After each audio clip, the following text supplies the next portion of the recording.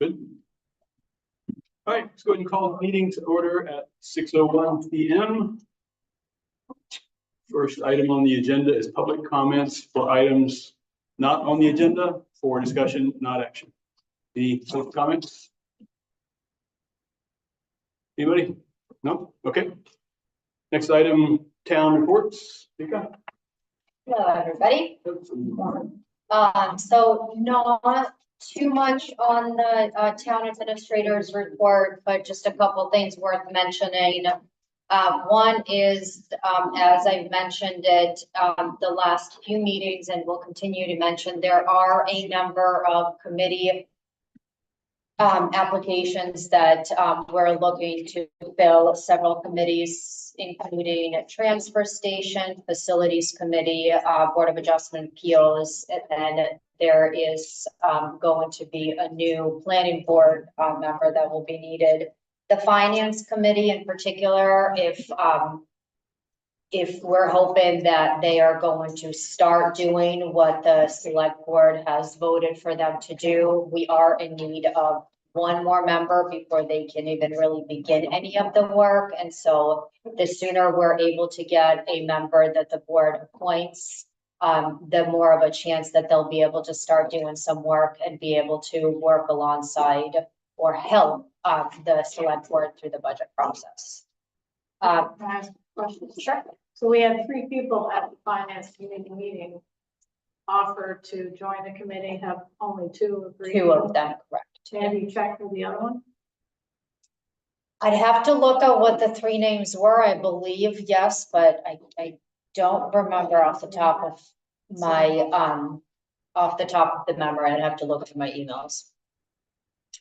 The next thing is the brush dump. So tomorrow and Friday are going to be the first days that affordable well drilling is going to start doing all the chipping at the brush dump. This is the largest quantity of material that has ever been there. And so I'm gonna touch base with him in person when he physically is here and he sees it. But as of right now, what we are planning to do is close the brush dump entirely for the time being while they're brushing, because I think the capacity of what's there and for them to be able to safely move around in the little space that there is there, I think it would be best to temporarily close it until that is able to be cleaned up. I have also asked them to provide me an estimate, and I went ahead and told them that they can proceed with it. It's going to cost about $5,400, which there is flexibility for that expense in the budget to get 3 large trailer trucks of the chips removed. The capacity is pretty full now. Once what is there is ground up and chipped up, there might not be any space for any additional brush to go in there. And so we're going to start. Lionel Plant and Affordable Well Drilling is going to coordinate in October to have those 3 trucks. It's all going to happen in one day, come, load up, and leave. We're going to gauge to see to what level, if a dent was made from that. If it appears to be that more should be removed, primarily for the safety of not having a fire happen is really the biggest safety at this point that we're concerned. If I feel like it is a valid enough recommendation, I might be coming to the board to see if the board would allocate some of the select board contingency money to see if we can make a couple more trips. I think at this point, I'm not sure to what capacity those 3 trailer trucks are going to remove, if it's going to make a dent, but at least we're trying to make some efforts to clean some of that up because it is at the fullest capacity that it's ever been. The other thing that we're going to do is on Tuesday and Wednesday, we are going to have, or on Tuesday definitely, we're going to have 2 public works employees who are going to be able to help.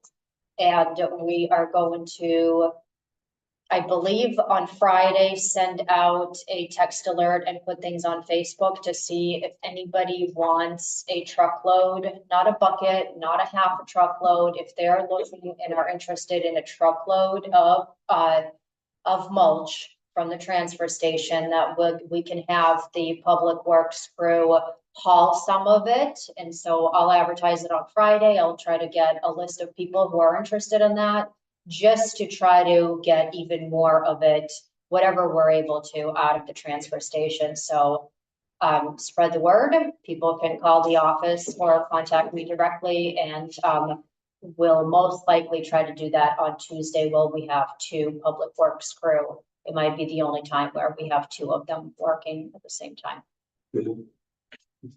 Would someone be able to split the load? Let's say one neighbor wanted half a truckload and the other neighbor wanted the other truckload. So we go out in one truckload, but maybe 2 destinations.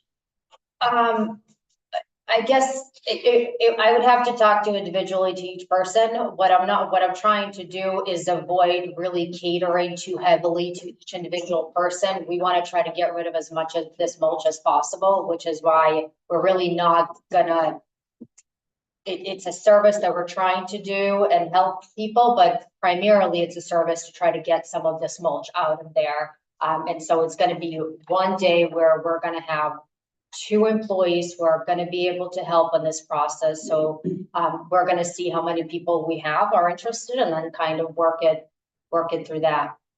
Hopefully we can get some of it out. Also, when you do the posting, if you could mention how many yards are in the truck, that would be helpful. Carol? So you said it's $5,400 for the 3, what are they called, large trucks to go off, so that includes barging, and what happens to them when they're going off? No, I don't care. So I can hear affordable well drilling is coordinating it with Lionel Plant. I just asked them what the cost would be, and they gave me a cost of the vehicle coming to the island, including the barge. And the 3 of them was about, it ended up being about $5,400. And so once it leaves this island, it's no longer. the other I think question, it's going to. then the other question I have is, I just want to be sure I understand, in terms of this year's chipping operation with the portable tree, what's the anticipated cost? They are charging $20,000 like they always have. So they're sticking to that and saying that they will do it for the same amount. Okay. So that's the $20,000 of a cost to them. That does not include the barge that we pay. This $5,400, it's outside of that, totally separate, that we will put under hauling in the transfer station and barging. So I think it's a minimal enough number that it's not going to impact the overall budget, just to see what the 3 loads will do. If it's anything more than that, and we feel like it would be beneficial and helpful, then I'll bring it in front of the board to see if, whether it's 3 additional or 6 additional.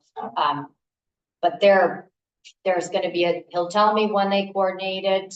There'll be a day where they come, they'll load everything, and they'll do 3 trucks back to back to back. Do I understand correctly, they're doing, even though it's more material than they had previously, they're doing it all Correct. lump sum. And is this in the solid waste budget? Is that where their costs are? Yes, yeah. Any other questions with that? Yeah, one question. How would you come back to the board for additional loads? I would assume he'll be gone, his rig will be gone, his excavator will be gone before our next meeting. So all of this is gonna happen in October. So my understanding, and like I said, like once he gets here, I'll figure this out a little bit more. It was kind of more, how much can you remove and what the estimate cost, and start coordinating that. When he gets here, I will talk to him. My understanding is they're gonna barge a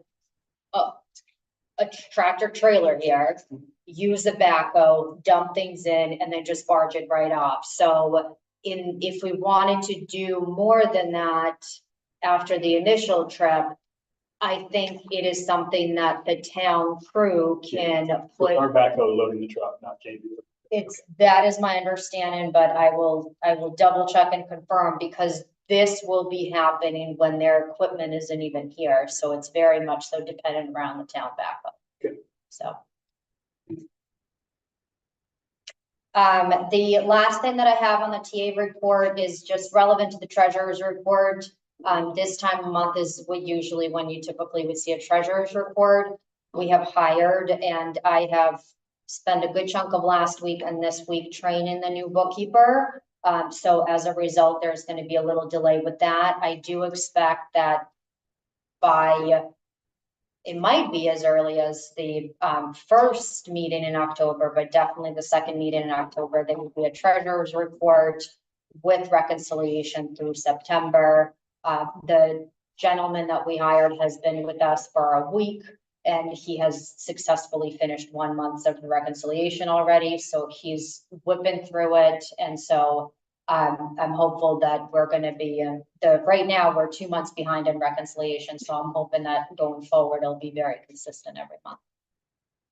And I just wanted to check our invoices, though, still getting paid on a timely basis. Yes, there is a warrant. Yeah, so everything is still getting paid around the clock the way it's supposed to. Because we haven't had a bookkeeper, sometimes we're an extra week later than anticipated. But that's being covered, and even more so now we'll be on a consistent. So every other week at a meeting, you will get a warrant, and there'll be a treasurer's report. I think we'll finally catch up and be on a regular schedule with that. Unless there is a question relevant to the only other department report that was in there, that the Cumberland County Sheriff sends once a month, that wraps up the reports. Thanks, Mika. Okay, the next item under regular business, 24-084, to discuss the Grinnell land swap proposal and take any necessary action. In the packet, there was a chunk of correspondence and a proposal from the Grinnell family, and a couple points. We certainly want to thank the Grinnells for sending that in, and give them the opportunity to talk, and also give the board the opportunity to ask any questions. What we can't do is negotiate or discuss ideas in any kind of detail in open session. Maine state law regarding executive session. So any detailed discussions about land, the board would have to pursue in executive session and then come back after that discussion and make any votes. We won't be doing that executive session today. So with that, Mika, do you want to open it up with anything regarding what was in the packet, or you want to let the Grinnells go ahead and? I think the only thing worth mentioning for those that are not familiar with this is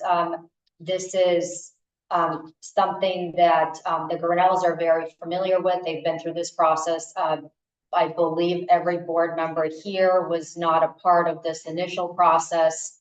And there were a couple of board representatives in the previous process that worked with the Grinnell family that brought the discussion. And so I would encourage the board that if it does get to the point where an ongoing discussion needs to take place, that the board would choose two individuals that they would want then to continue discussions with the family, and then bring it back to the entire board for discussion.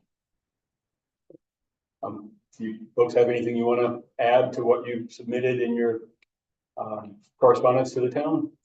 No, but thanks to Victoria and also to Paul and the nurse, had good conversation with both, and thanks for facilitating it. We are anxious to move forward as quickly as possible. There's 12 shareholders in this family corporation. Don is vice president and past president. It's a share and share alike operation. So whatever ensues also has to meet our board, which meets in October. So we're working with our board in the similar fashion. I asked Donna to come tonight also, as a former board member who's very familiar with all of this. Jake Corson also was instrumental in the process. So I just want to say it's been 7 years. We've made some progress. The essence of our proposal, I think, benefits the town. And if I could just lay out what I think is the benefit to the town. Please. Okay, first, the 3.7 acres, which now is clearly not buildable, now or for the foreseeable future, is a reservoir. It's a water reservoir for that entire area that lies below. So as we protect the aquifer on this island, this, I think, is a protected space that needs a continuing conversation. And I've been in conversation with CLT about this, and they expressed some interest. So that's a set aside. The second part is that our proposal, in terms of land, does not impinge upon any of the plans that I understand to date that the town rightfully has about moving across the street with the fire department, etc. So that benefit is still there. The third benefit to the town is, should this all be moved forward, we would then sell that property. And right now, I think we all agree, is a good time on this island to think seriously about selling land. And so that would make it a taxable property. And the town again benefits from that sale. Our benefit from all of this is that we don't have capital reserves. We're a cash and carry operation. So we need a capital reserve in order to do one of the things that Rachel, I talked with Paul Demers about. We need to update our septic system. So that's another benefit for the town and our neighbors, except our neighbors. Anyway, just want to underscore the fact that none of us as board members or shareholders rather are going to stand to benefit from anything that ensues. But our corporation, our family, and all of the people that come to use our space will benefit in time. So I'll just rest the case that I do think there's ongoing mutual benefit for town as well as for Grinnell Cottage Inc. And encourage any questions now or later. And thanks very much for trying to set something up. Because earlier I was urging a fuller conversation, and now if we can legitimize that conversation. Thank you. Any questions from the board or comments? Thank you. I wasn't sure what you meant. What would be sold?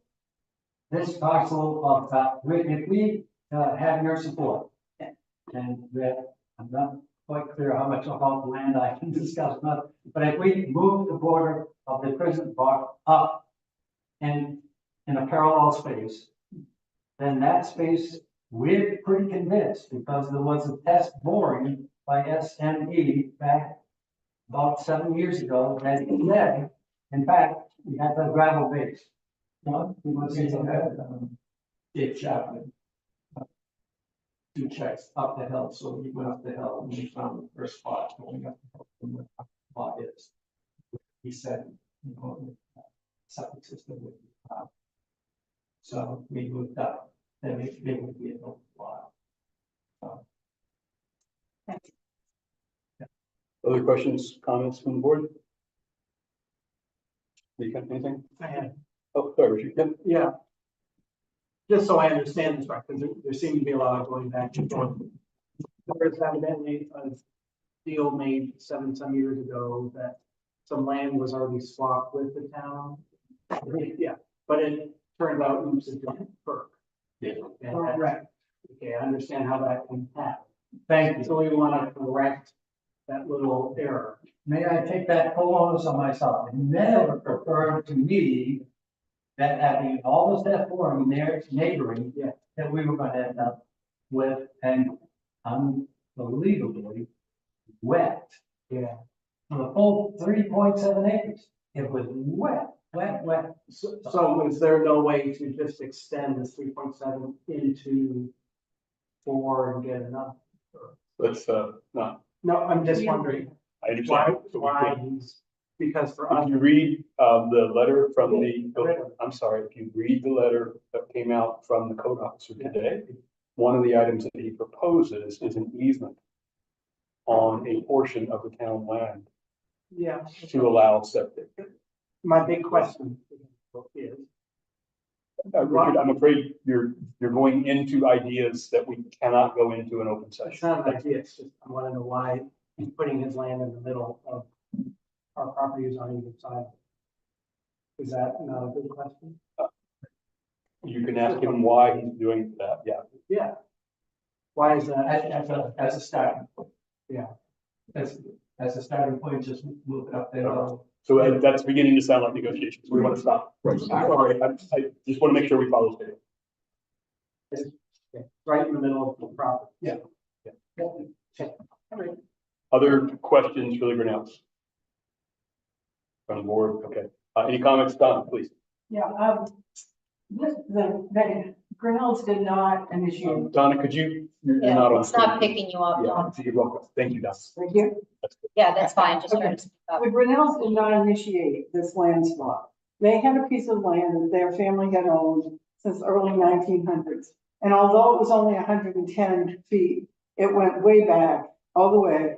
And so they would have had an opportunity for a hardship variance if in fact they wanted to develop that piece of land. And I think that's why we have hardship variances, because it was an existing lot. The town of Cumberland had made a rule that if it was non-conforming lot, it was conforming because it was before 1975. So I don't know that they even knew that. But Jay Corson did think of this idea. It was at the time when the town was getting ready to foreclose on the Walker property, and their property was in the middle. And the town never considered either that it wasn't, or maybe somebody did, but it never came up. And I would hate to think there was anybody on the board who would have known. I mean, I knew it was wet down there, but I didn't know there was no way that you could build. And I think that it's up to the town to make this right, because they did not come to us. We have their land now, and it makes our land much more valuable in the future for whatever we want to do. And so I just hope that the board will be sympathetic to this issue. It's not like they're trying to get something for nothing. The town is remiss in that it's not just the Grinnells who did not get a soils test, the town didn't either. And so, and they had split the cost of the survey. So they have worked in good faith with the town, and I think it's up to the town to make it right. Thank you. Excellent. Other comments from the public? All right. So board, how do we want to pursue any next steps or conversations here? Vika had mentioned the possibility of perhaps a few people sitting down with Grinnells. Does the board want to move in that direction? Or does the board just want to go into executive session at a future meeting and make a discussion and then come out and make a decision in public session? Yes, Alexa. I would like to have a history of the different configurations. So when you talk about there was a piece that was 100 feet, I'd like to be able to historically see what was the original, and so that we can make informed decisions, because I don't feel prepared to engage in that at all without having that historical information. We Other- have all of it at the office. Right. If you'd like to come look. I think I would like to suggest that we go into executive session at our next meeting so that we can keep this moving. When is your, Mr. Grinnell, when is your family association meeting? Yes, we have board meetings, so we have. Oh, you have board meetings. Is the October one later in the month or? 19. Okay, so our next meeting is October. First week in October, we Yeah. can put an executive session. Would it be okay with the board if we got together as a board with the documents that Eliza is talking about as background material and have a discussion in executive session? Does that make sense to folks? Carol? Yeah, we just asked if we could provide those electronically with them. rather than us having to come into the office. Yeah. Makes sense? Makes sense to the board? Oh, that's it. Okay, all right. Thank you very much. Really appreciate it. Thank you. Now we're gonna run to that 7 o'clock. We got a big. Oh, we do? Yeah. Mr. Waters. Yeah. And that's.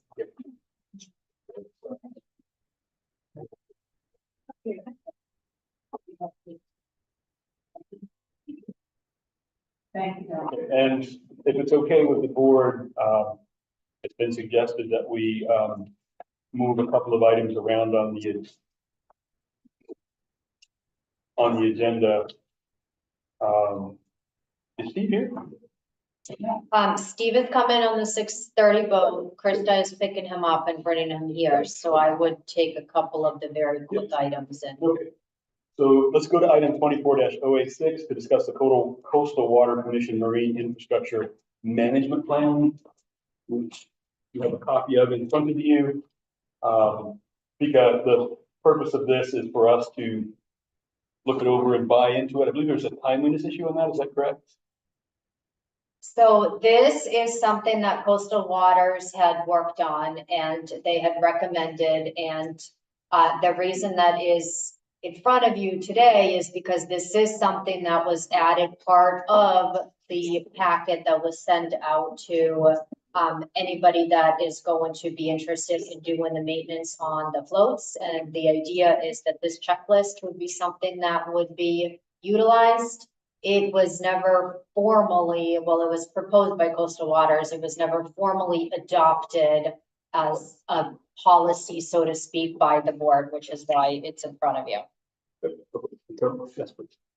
Yeah, I think what Coastal Waters suggested was incorporating the management plan, not the maintenance plan. So the link that we provided, I believe, in the email was to the management plan. So maybe her, who I think is prepared to speak, can kind of clarify those two different documents and kind of what they entail. Perfect. And these weren't in the packet, so it might be helpful for the public anyway, so they understand. Permitted and Secretary of the Coastal Waters. I'm not exactly sure what you have. So this is a very small part of the plan. As you can see, the plan is like this is page 12 and 13 of 14 edition. So that document was included in the RFQ as a suggested means of evaluating the infrastructure, the floats, really, primarily. It's one that we have been using informally on the Coastal Waters Committee for several years.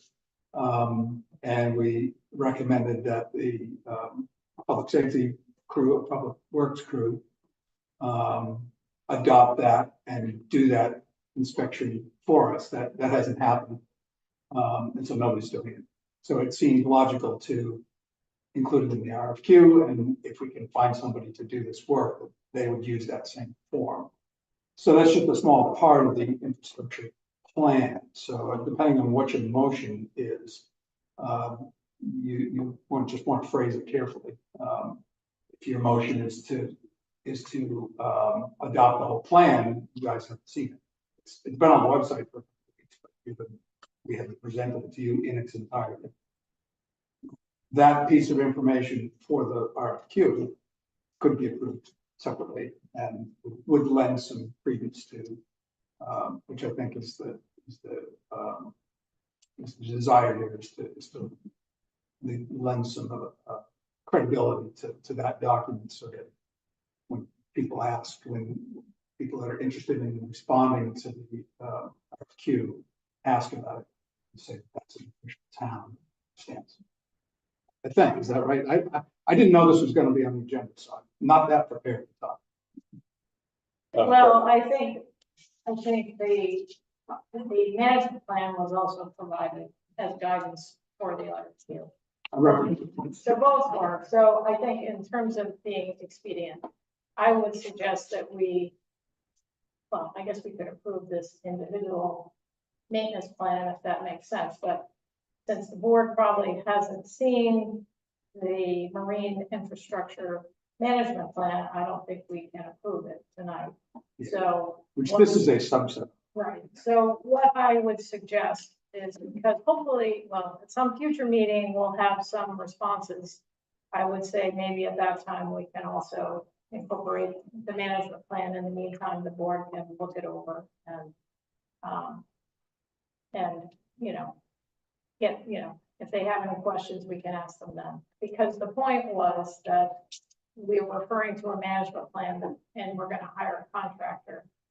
But we had not even looked at the management plan as the board, so it seemed like good background. To put a finer point on it, the RFQ references 2 or 3 sections in the document, and all they do is lay out the inventory.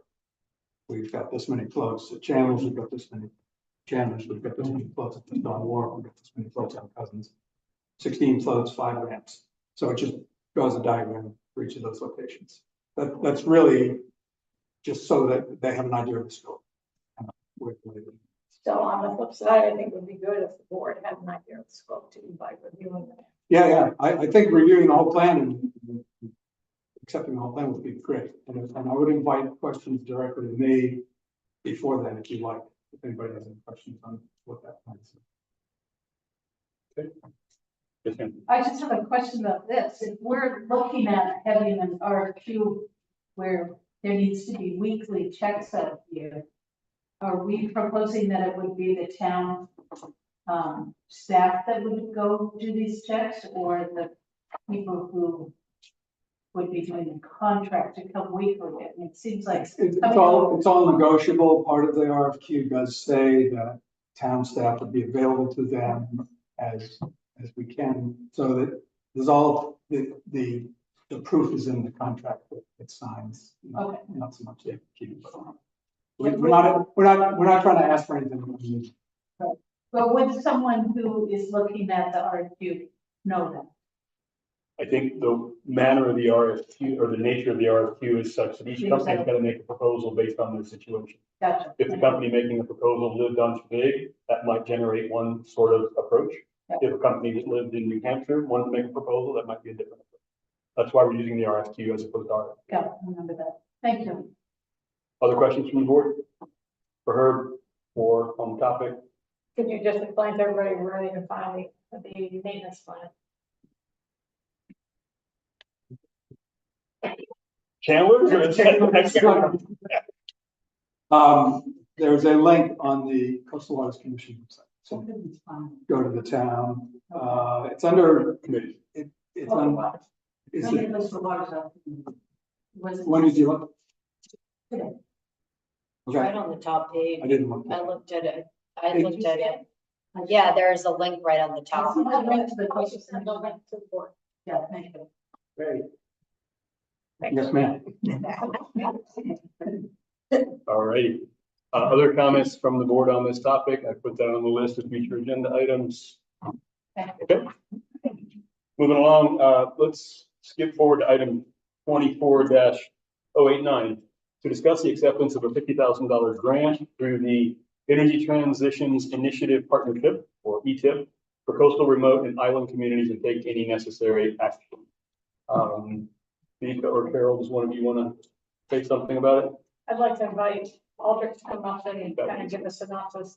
So Aldrich Terrell, 126 Royal Hill. I'm part of the climate action team.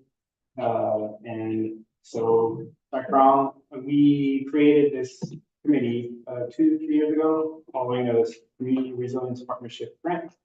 We accomplished 3 tasks. There was greenhouse gas inventory of the island, groundwater study, and vulnerability assessment that we're completing at this time. And transitioning out of this committee and of those $50,000 that communities resilience partnership awarded us back in 22, we applied to this grant or award that is part of the DOE, Department of Energy, and awards communities. So I'm just going to read what the Department of Energy has on the website for background on ETIP. So NREL, National Renewable Laboratory, coordinates technical assistance and cash awards for the U.S. Department of Energy Transition Initiative Partnership Project to help U.S. coastal, remote, and island communities to become more energy resilient. So DOE ETEC works alongside coastal and island communities seeking to transform their energy system and increase energy resilience. These communities have unique physical features that fundamentally shape what energy options are available. For many of these communities, access to resilient, affordable, sustainable, and clean energy resources is a priority. ETIP helps communities to assess and advance the solution that best meet their needs. So we applied in July. We just received news that Big Island was accepted, part of 25 communities within the U.S. To be part of this technical assistance. With that goes $50,000 as financial assistance that the town would receive. It's still a bit unclear to me what we can and cannot do with it, but what other communities are doing is to hire capacity, hire either a fellow or some contractor part-time to help with administration, schedule meetings, schedule community events. Part of this application was submitted with support from the CTC, from SICA, from the town, from this board, from the council, and JPCOG, Greater Portland Council of Governments. And basically we'll be looking from this next 6 to 12 months at what the island can do energy-wise, where we can shift our electrical generation or transportation, or there'll be next 6 months, we'll come back with a plan of action given with assistance from the National Renewable Energy Lab and other national laboratories. And after that, it'll be a go to action, try to implement what their best needs are.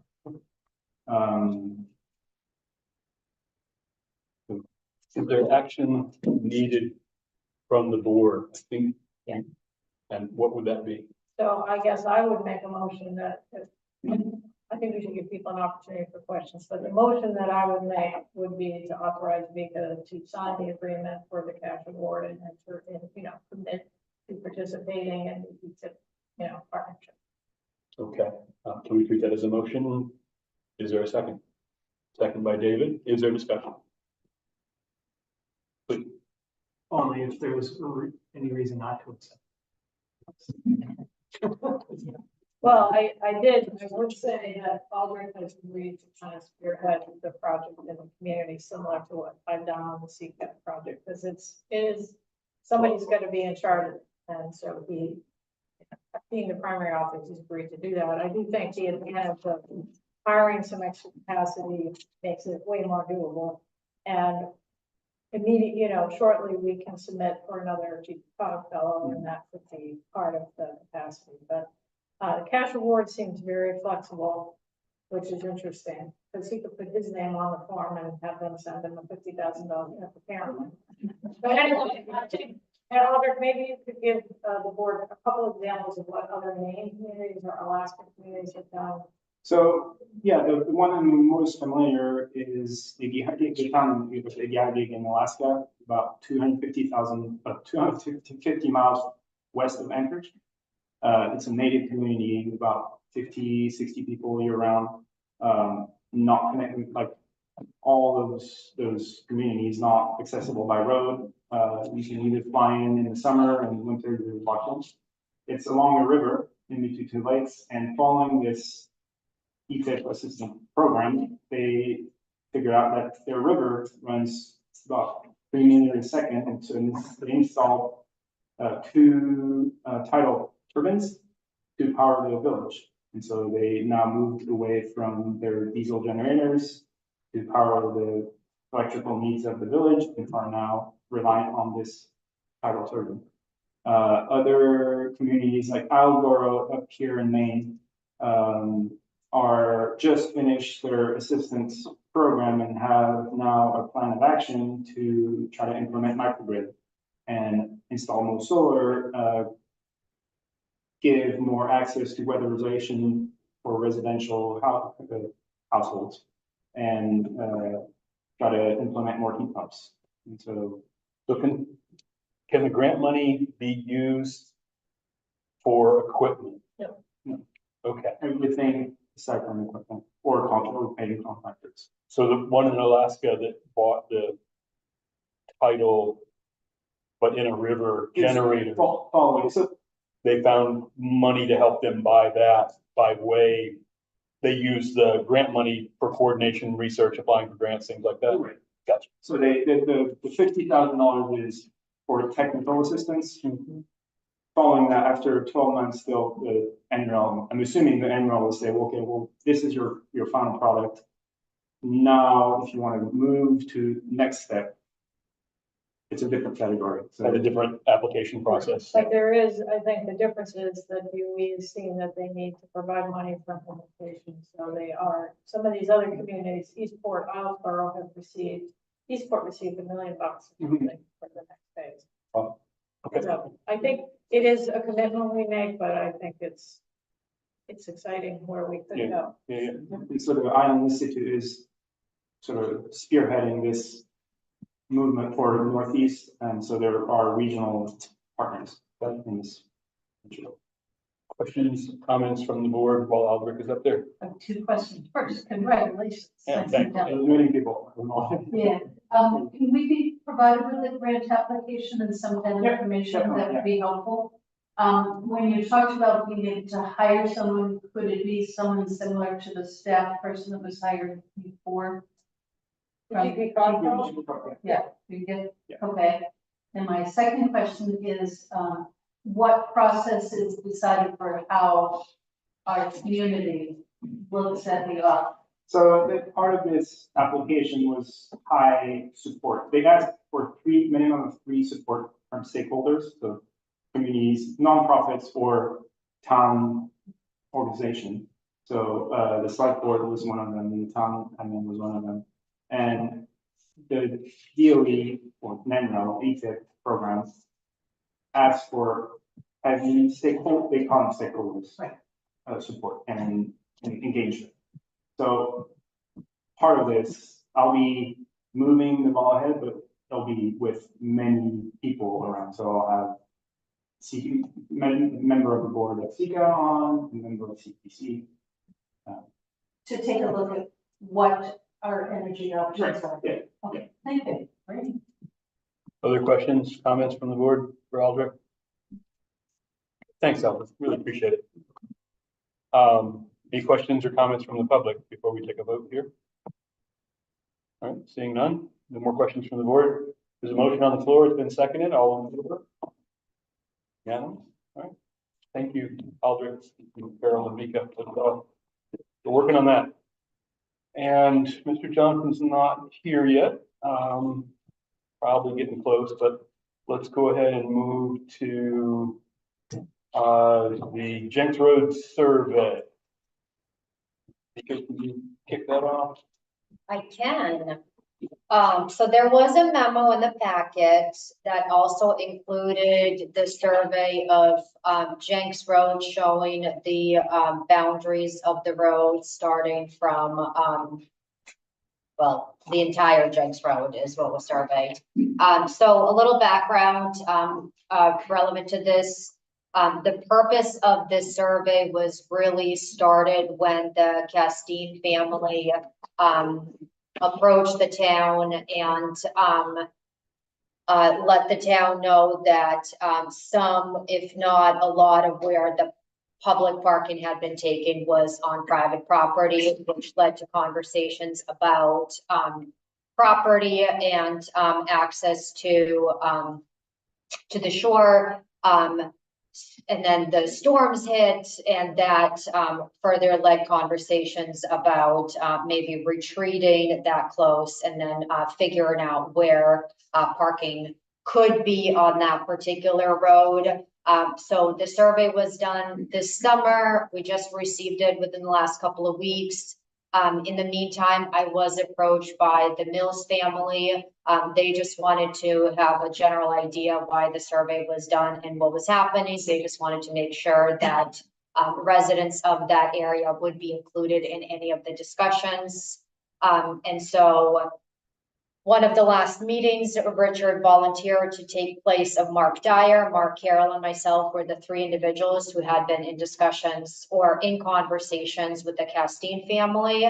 And so at this point, because that family started this whole conversation, I think that we do owe them a discussion and kind of sitting down with them and showing them what the town boundary lines show. And then start discussions with the residents of the road to try to figure out where parking could take place and where people could have access to public parking down to that particular beach. I think this particular area and maybe some residents that live nearby could speak to it, has gotten significantly busier over the years because a lot of traffic from the Hook seems to be appearing down in that area because it's easily accessible. And so one of two things that are really needed from the board is one, a sense of direction where you want to take this. And then the other was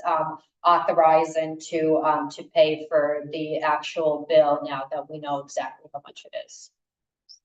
Bill for the survey.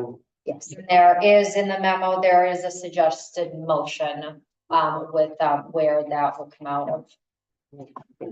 Sure. So I think I was to start with a motion to authorize the town administrator to pay Owen Haskell for the boundary survey of Jenks Road in the amount of $5,500 out of the reserve account 9070 coastal access. Is there a second? Second by Richard. Any discussion on the part of the board on that particular motion? Any discussion from the public? Yes, Jane. Excuse me, how much land has been lost down there? You know, I mean, is that going to affect the orders? Really wasn't part of the survey. If I remember correctly, the survey was aimed at the boundaries of the road per se. So no good way to answer your question. Others? All right, motion on the floor. Let's continue the conversation about what to do about the survey after we vote to pay. Is that your intent, Carol? Yeah. Okay. All in favor of Carol's motion? Okay, unanimous.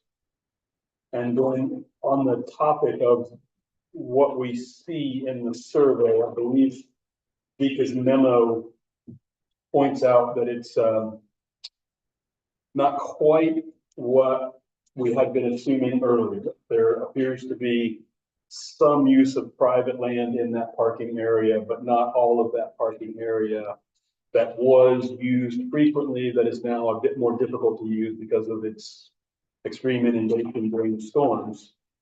Some of it is actually in the town right of way. Some of it is in private land. And as most of you know, it's become less usable unless you have a four-wheel drive truck to get in and out. So everybody had a chance to review the survey and understand any questions on what the survey is telling us. I have a blow up of the section in question if it helps anybody. I have a question. What is the distance of the road? Is it 50 feet? Is this? I mean, the width of the road there? Is that what you're asking? Yes, 38.6 feet wide. the road is 38.38. 36. Well, the right of way for the road is, I think, Right away. The right of way, the entire- 38.6. Yeah. The road itself is obviously narrower. Right. As they usually are here. Yep, other questions? And my second question is, are the homeowner, the landowners on this road, they've all seen this? No. Okay. Well, they might have seen it in the packet. Well, yes, so the no discussions have taken place with all of the landowners around this particular survey. This was kind of the first step in figuring out exactly what the boundary lines are before. And then now the board can determine what the next step of action you would like to proceed with. Carolyn, Yeah, I think this came up with the last one we did. It would be really helpful if the surveyor put this on a aerial photo base so we can tell where we are. And I did it last time, but it'd be better if they did it. And I'm wondering if we could ask them to provide us with that, because I think it's hard for people to orient themselves with this plan view now. on a related basis, are there stakes in the ground down there?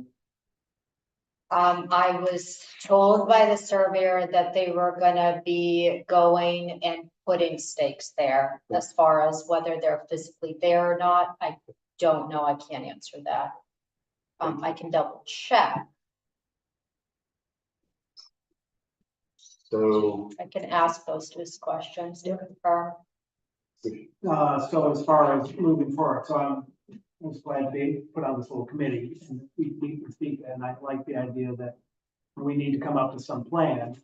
We can, and just looking at the survey, it's going to be impacting the Castines primarily, it looks like.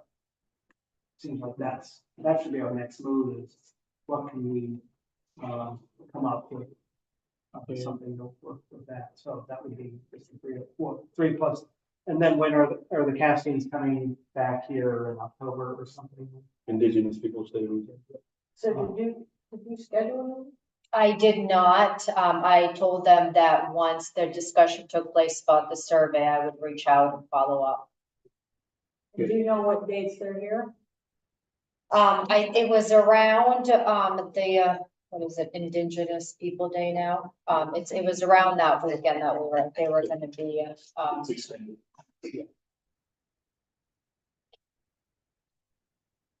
I guess we could meet offline and schedule a meeting, but I think the next step is, we did agree in the summer to meet with them when they're back in fall.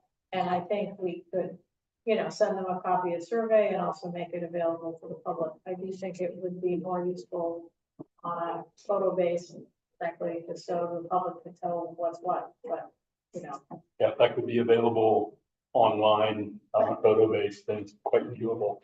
Hard to think those without spending $1 million in ink. Just looking at the, I guess, just talking out loud, another alternative is if he can provide it in the right format, we could put it on online GIS. that would be a function of getting him and Judy in touch with each other. Do you know what the format is for? Yeah, I Judy mean, and he gave Casey, or- me, he exported a file, took me a long time to reformat, that's why I'm not offering to do it, because it took me several hours, so I think that really, as I'm talking out loud, I think if he can just provide his drawing with an aerial photo base, that would be, Let's do that. then it's his drawing. Yeah. It's best. And putting it on the viewer might be challenging. Right. Okay. It looks like, well, I won't make any conclusions. I'll leave that up to the group of three that's working on that, two select board members plus Vika. Okay. Other questions? Any questions or comments for Donna? Yeah, I think everybody was probably surprised at the sorry. You should have an X here. We should. So I was surprised at how this came out. I think everybody probably was surprised. But as I looked at this and I thought about the land down there, I think that this is just my idea, so it's not negotiating with anybody, okay? So I don't want to end up in court. But my suggestion would be that there be a way to turn around so that you have everybody parking going in the same direction, going up the road on the Castine side, so they don't have to get down into that dune area that's already been, wrecked, and it's so fragile down there, and people get stuck anyway. I mean, when I thought it was going the other way, I was parking in the bushes on the other side. But now, I mean, I think that actually, from the town's perspective, this is really a win. Because it's going to be a lot easier to outline, a place for people to park along that road at the lower part of it. But I do think that, I hope that the committee, when they talk to the landowners, think about that, just for safety and that kind of thing. But, and my guess is that because it was 38.6, that the initial idea was to be 40 feet, but in the road description, it said it gave 2 landmarks, and which was pretty close. So anyway, Thanks, Don. I don't think they originally planned that specific thing. I think that's just what it worked out. Any, Please step up to the non-existent X on the floor. answer. But the public needs to see who's talking. Thank you. Perfect, thank you.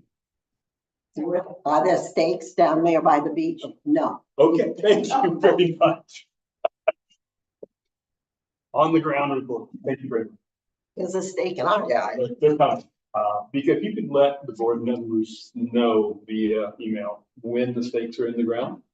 You could communicate with the surveyor and have them notify you, and then you notify us so that we can all go down there and walk it and look around as individuals, not as a group. All right, other comments from the board? If not, we'll move on to the next item. All right. I don't know. Maybe delay on the vote. No rest of the let's move on to the South Road survey. Item number 24-088 was also in the packet, toward the very end of the packet. And this has to do with an ongoing conversation about a culvert immediately to the northeast of it.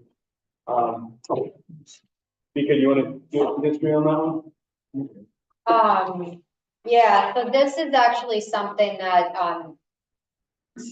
started, oh, okay, so before I keep going, Steve Johnson just walked in, so do you want to just? Let's be, yeah, because we want to get him out of here.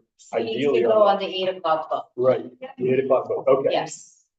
Waiting, yes, he's here. Hey, Paul. How you doing? Thank you for joining us. Why don't you have a seat right in front of Donna there? Sure. And then maybe you don't even have to stand up. We'll take a look at the camera. Yeah, set the seat right there. Oh, look at that, perfect fit. Look good. That should be just fine. All right, so we're gonna go, instead of the South Road survey, we're gonna go to item 24-085. To discuss the Yarmouth Wharf Pier Inspection Report with Steve Johnson, Town of Yarmouth engineer, and take any necessary action. There was an extensive report in the packet. We mentioned before that a few of us met with Mr. Johnson and the Public Works Director, I believe, in addition to the town manager, a few weeks back, and looking at the current state of the pier over on the Cousins side, which process started before the January 10-13 storms, and then further examination was done at that point. Vika, anything to add on that topic? Nope, the only thing worth adding, and I'm sure more will be elaborated, is what's in front of you is slightly different than the one that was in front of you last time. This is a different report than that. This report, some of the numbers have changed, and I will leave it to him to elaborate. Go ahead, Steve. Sure. Well, the report's essentially the same. The only difference between the two reports, and I'm not sure how much you wanted, or if you wanted it, but I'll whatever you wish, but. I thought we did, but this is Steve Johnson, who's the Yarmouth Town engineer. Is that correct? That is, yes, Steve Johnson, yeah, Yarmouth engineer, so. Sorry, I didn't know that. I should explain the lingo better. So, but essentially the reports are the same. The only difference is a bit of scope of work that was initially missed by the engineer. One of the key things, and I'm sure you all know, it kind of started with a failure on the abutments. So Public Works in Yarmouth put together what was considered a temporary repair at the time. And so as part of that, that really made us investigate a little bit further. Fortunately, when the engineer did his analysis, one of the key things, which was capturing the cost for replacing that abutment, wasn't included. Also, as a result of the storm, There was some concern about uplift. We had a video that looked like the pier might be coming up too. So I asked the engineer to also add the cost to ensure there was a hold down straps installed into the design to ensure that it can do that. So those would be the differences in cost, but generally it's change the scope of work of adding the abutment and the other hold down straps, as well as the cost associated with those additional scope of work. Just off the top of your head, what's the cost of adding the hold down straps? So the it's about 201,000, I believe, proposed solution alternative to. So I'm trying to remember the last one, like, yeah, something around. Okay. So the hold downs and the abutment added something like 50K. Yeah, I can do the math. Yeah, and the abutment, that's where the foam had been put in as a temporary repair. Correct. So the abutment in bridge speak is where you would attach your bridge member to. So that area went begins to erode, as you may recall, what's happening. So it'll come out, collapse a little bit. So Public Works put in that steel plate. So to keep it from pulling soil in the high storms down and cause it to collapse further, we put a temporary fix, which was the foam, as a temporary basis before we could, till we get it together.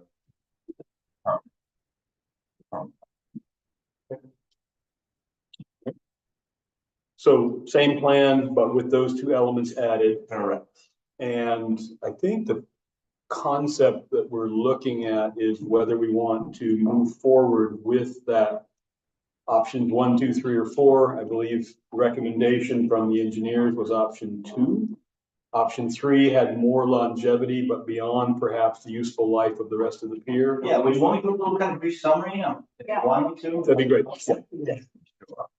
So the engineer was called with engineering out of in Brunswick. So they took a pretty intensive look at the bridge. They did a formal inspection of the above superstructure, and they also looked at the piers and dug a little bit down below soil level to see what those pilings are like. And so really the biggest concern, or what they found, is generally speaking, most of the pier itself is in pretty good condition. It still has some life left. What doesn't have life is most of the connections they've brought away, so you replace steel hardware and such.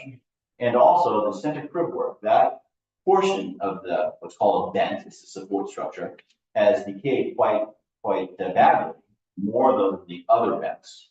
So the recommendation would be to install another crib vent of the same construction, or so you can then get about the same amount of life that's left in the rest of the pier structure. So that would be the plan. So it would replace the abutment, it would replace all the hardware that needs to be replaced, also install uplift hardware, and then replace that vent in kind. Now there are other alternatives. A lesser expensive alternative, which isn't being recommended, would be to basically shore up that crib work.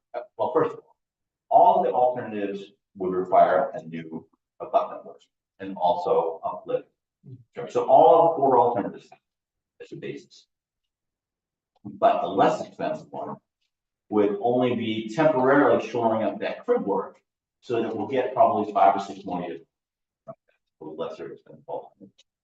The next alternative, which is the recommended one, would be to replace that vent in kind, which would be a log crib vent that would get us about the same amount of life that's remaining in the existing pier structure. The next 2 alternatives would be to replace that vent, the cribwork vent, with either a precast concrete flow-through structure or a granite structure, allowing for future sea level rise. So if we did that alternative, it would be designed such that it still raise that pier that require probably about 3 feet to ensure that when the rest of the pier structure needs to be replaced, we have the ability to raise it so that it would sea level rise. Problem is that we're not exactly sure what that might be, and there might be another alternative, because if you did that structure, then you're basically tied to that location, and that is at some cost, you can't change it or be more expensive to change. Maybe it makes sense to come off the vehicle head here too. That could be a solution. It's a much shorter and here you could potentially do that.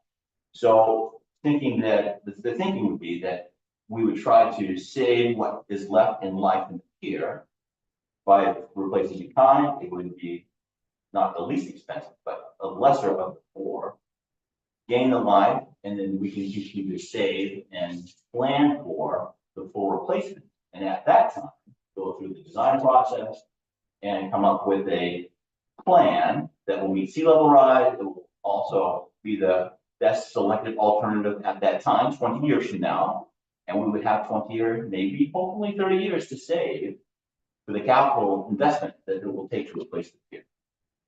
So those are the four alternatives. And again, the engineer is recommending alternative 2, essentially gain as much life out of that bad boy as we can. Still replace it with the entire new structure.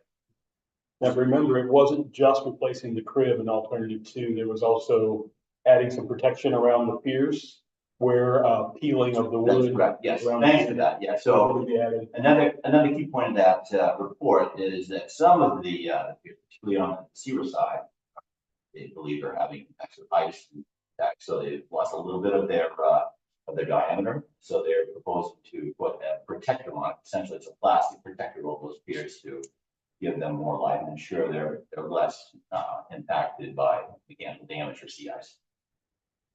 Thank you, Steve. Certainly. Questions from the board?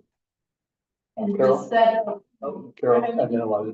Go ahead, Liza. Go ahead, Eliza. does alternative 2 include securing those planks as well? Yes, well, So is that an additional cost? so securing, yes, all of the hardware will be replaced under that alternative. And as a little side note, I've met with the contractor to do some interim repair for some planks that are loose. He's going down there, not there in the next couple of days. He's going to see what really needs to be done, and then he's going to be securing those for the next couple of years to make sure that they're not, trip hazards and floating away. So that will be happening. Carol? So I guess, just so I'm clear, alternative 1 has sort of a lifespan of 5 years. It's about $90,000. Alternative 2 is 30 to 40, but it's 200,000. And then the alternative that includes the potential, for the structure to be raised is 218.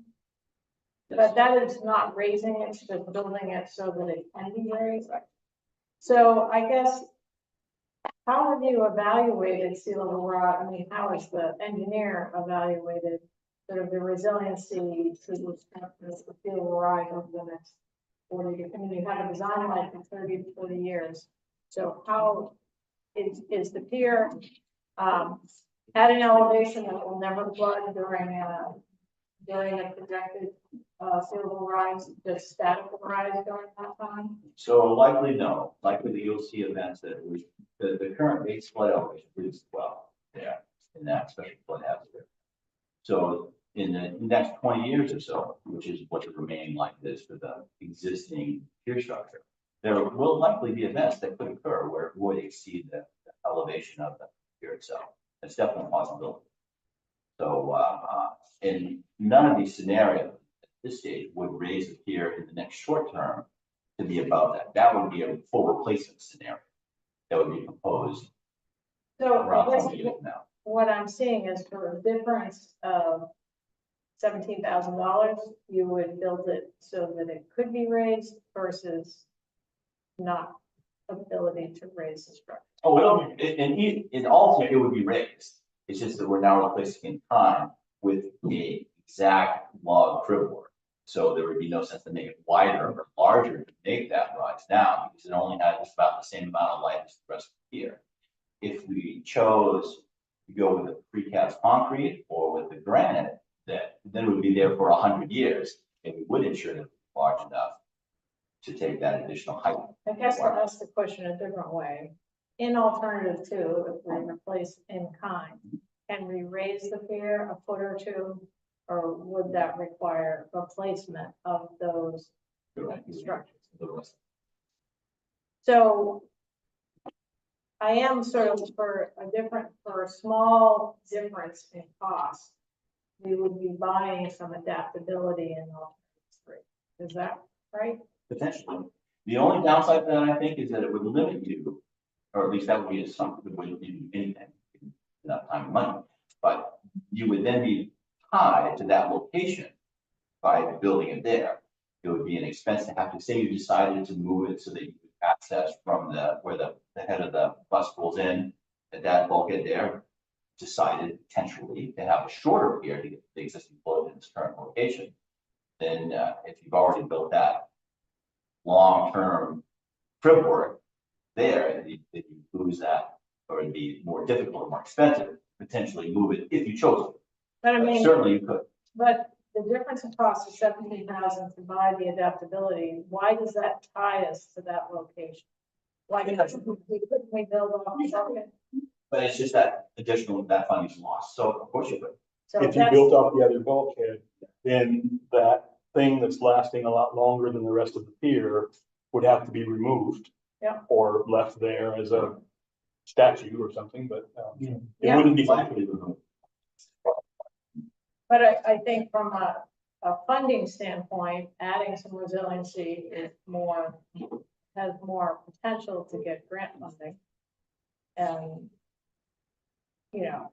there was just a program through DOT to do that, so I'm expecting there'll be more. So I guess that's another question I have in terms of, getting funding from DOT. Which of these alternatives do you think would be most, successful? Well, I wouldn't be the right person to ask for that, sure. But I do think that a solution what's being proposed would play very well in at least some of the grant funding programs that I've been involved in, ships, grants, and those programs. So I think that they would look on this as a good investment and a high priority project, given what that pier serves on any one level. So I guess the question is, did you want to go?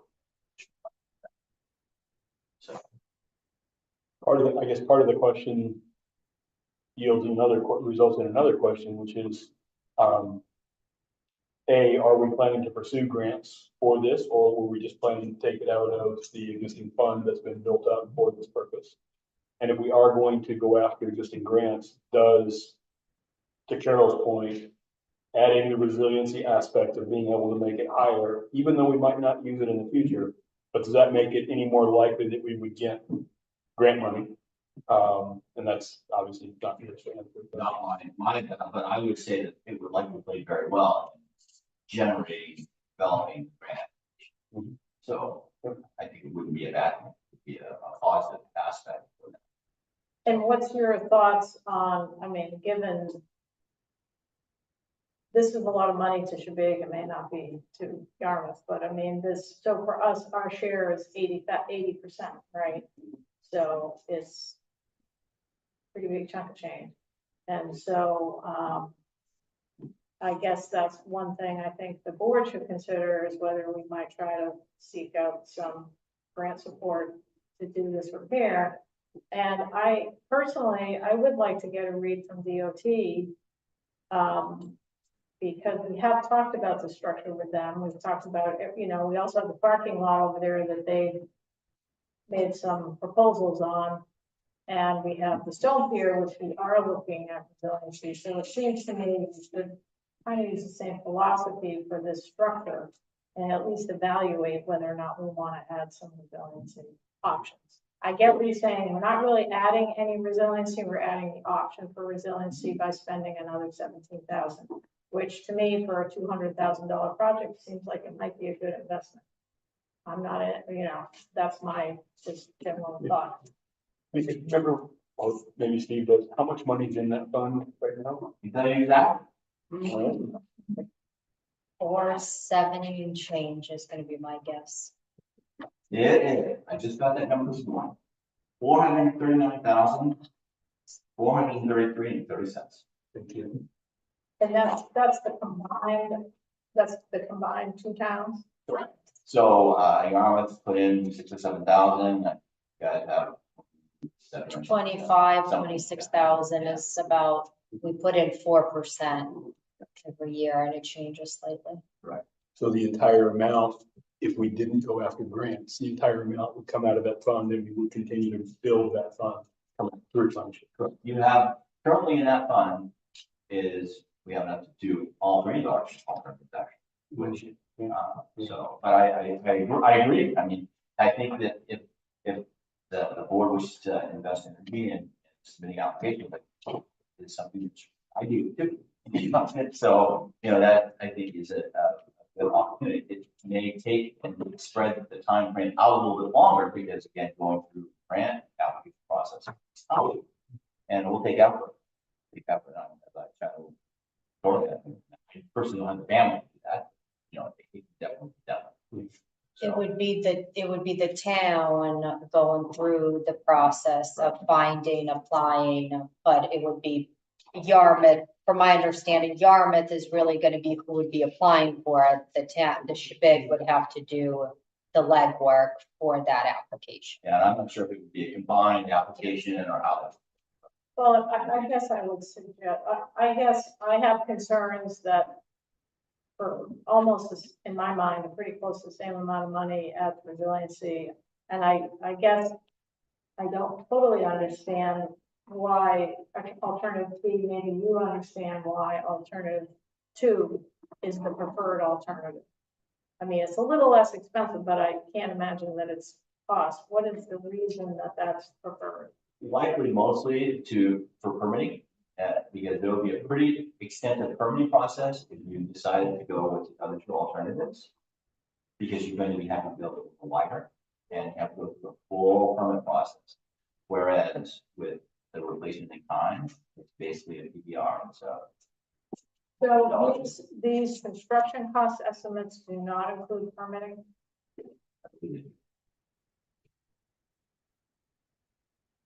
Okay.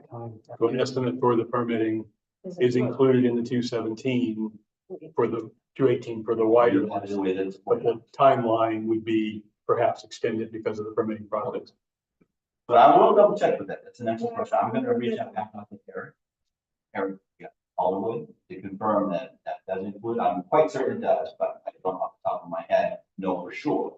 But I'll get back to Victoria on that. That is definitely included.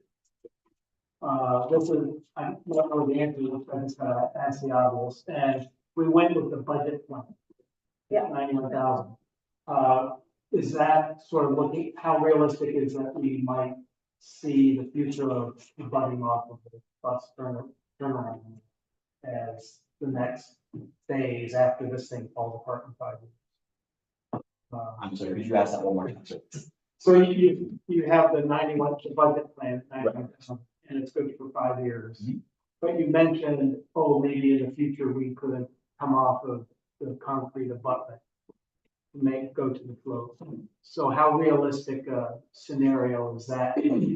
I would say that's a pretty long shot, pretty sensible long shot, because to do that, that's a pretty significant project. That's a full replacement, Yeah. which will be a lot more money than we have. So I'm thinking that really isn't an option that should be pursued. I wouldn't recommend that. I think that you need to do something that's going to be a little bit more long term. Because it's going to take you probably more than 5 years to be able to raise the funding, unless you do a bond issue or, it could be a pretty significant impact. But I think it's going to be a pretty significant capital cost to replace it, where you would do that kind of. So that brings me back to what Carol was saying. It sounds like if we're gonna put this effort and money into it, and we're probably not gonna be moving it, even if options 2 or 3 fail and we need to move it, it's gonna be hard to move it to the 5th option, which is in round 8. Excuse me, I think there's a disconnect. I think he was answering your question as though you were thinking about moving it short term. I think Yes, the that's reason what I for was- going with option 3 is the possibility of moving it 20 or 30 20 years from now. Yeah, right. Yeah, exactly. Yeah, I'm just, yeah. It it really sort of eliminates option one, and it's whether. I don't, why don't we, no, why, I don't see any reason to consider option one. Oh, yeah. Yeah, I would agree. Yeah. I would totally agree with that. Unless there's some magic. Yeah, I don't see that. That. So, we could try to move this forward tonight, or we could wait until we have an answer to the question regarding permitting and, come with a decision, make a decision at our next meeting. Does that make sense to the board? Carol? Yeah, I would like to explore, and maybe call the engineer myself and ask a couple questions, if that's okay. I mean, I just want to understand, it seems like a minimal cost to build in resiliency, so maybe there's a downside that I don't understand, and I do think it would be much more eligible for funding. And I know we have money in the bank, but, you know, I think besides the financial aspect, it just makes sense to me to build it with more resiliency in mind, because sea level rises, I mean, we're doing that here on the Stone Pier side. So it seems like a good idea to at least check it out. So that's my opinion, but I'll, you know, whatever the board wants to do. Eliza and David. Eliza, you get it? So, having seen the video of those planks lifting during the storm and then walking on them when they haven't been reconnected yet, it seems important to build that resilience. So I agree. I would want to know, to make sure that this is inclusive of all of those permitting fees, but I think it's clear from the damage that happened last winter that we need to be. And to be clear, Yeah. option 3 does not build resiliency, it Build builds the the option. possibility of. Yeah. David? But what I, Yeah, I think I know the answer. Is there any impact on the possibility of going to a longer, ramp, for the, yeah. So you can design anything, of course. I think that wasn't part of this analysis, because I believe, and I'm no expert, but I believe you have to move some of the, a little further out to get the, Right. you know, the length. And I think 86 in my head is the ADA length. So my understanding, I believe, is that you have to have another dolphin be able to float out further. So that wasn't included in any of these scenarios. However, if the town felt that was critical and wanted to do it, I think that that certainly could be added in to any design project that we do. You know, that just this is just the conceptual report. It's all in DOT speak, preliminary design report. That's their first step in the project, particularly for bridges.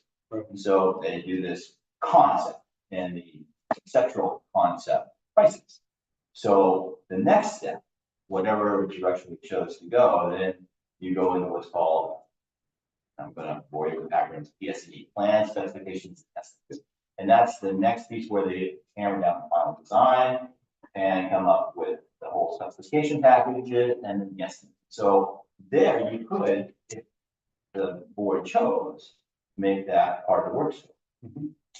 I would say, but of course, it's going to be added cost, and we have to go back and adjust to find out what, you know, what that estimated cost up front might be, so that as you move forward. So to ask David's question in a slightly different way. Option 2 versus option 3, from the standpoint of the structural integrity and stability needed to add the 80-foot ramp, including an extra dolphin and all that. Does the structure crib work, option 2, provide any more or less stability to the overall structure relative to that ramp than option 3? That much different, because really the ramp is off the other beds that are out. Exactly. So I don't see that really impacting you. So I think if you chose to go with option 2 or 3, you know, I don't see that as really impacting. there's nothing about the dolphins in the report. Am I correct? They inspected the dolphins, Okay. but that wasn't part of any of the design. Adding a dolphin so that we could add an 80-foot ramp, neither of those two things were part of the project at this point. At our next meeting, we could talk about We could talk about that. adding those as an option. Yeah. And my assumption would be if you were going to add a dolphin, given the situation over there, you've created the opportunity for a longer pier and could therefore add the 80-foot ramp and a longer pier and thereby expand the capacity for types as well. That's like, Yeah. There's also a whole set of designs that have been done by Coastal Waters several years ago that involve some finger piers and other things that could be contemplated, but getting into scope creep land here. Thank you. Other questions from the board? Is it the sense of the board that we wait to hear back regarding the inclusion or not of the permitting cost and then bring this discussion up again at our next meeting? That makes sense, everybody? Mr. Chair, Yes, sir. I would be happy to dial in with Eric more closely on that whole bucket first, so I can help you understand exactly what that difference includes and why we wouldn't do that. That's a very valid question. So, Yeah, I like, I'll make sure that's. and I'm happy to get on a call. Of course. Yeah, I can work before I want to do via conference call. Okay. Okay, before we leave it, go ahead. One last thing.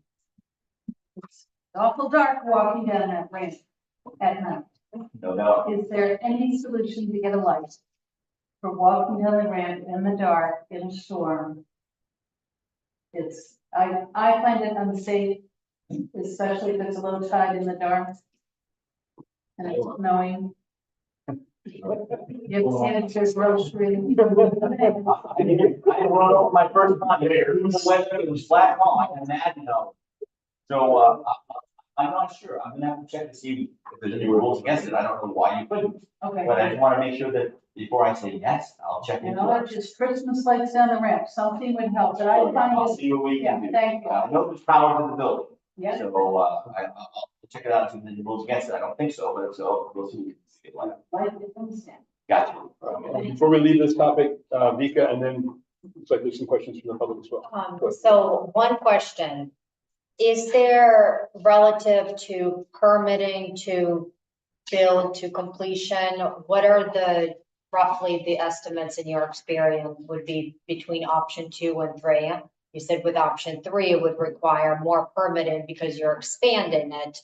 So any general idea of what that timeline could be? Could be up to a year.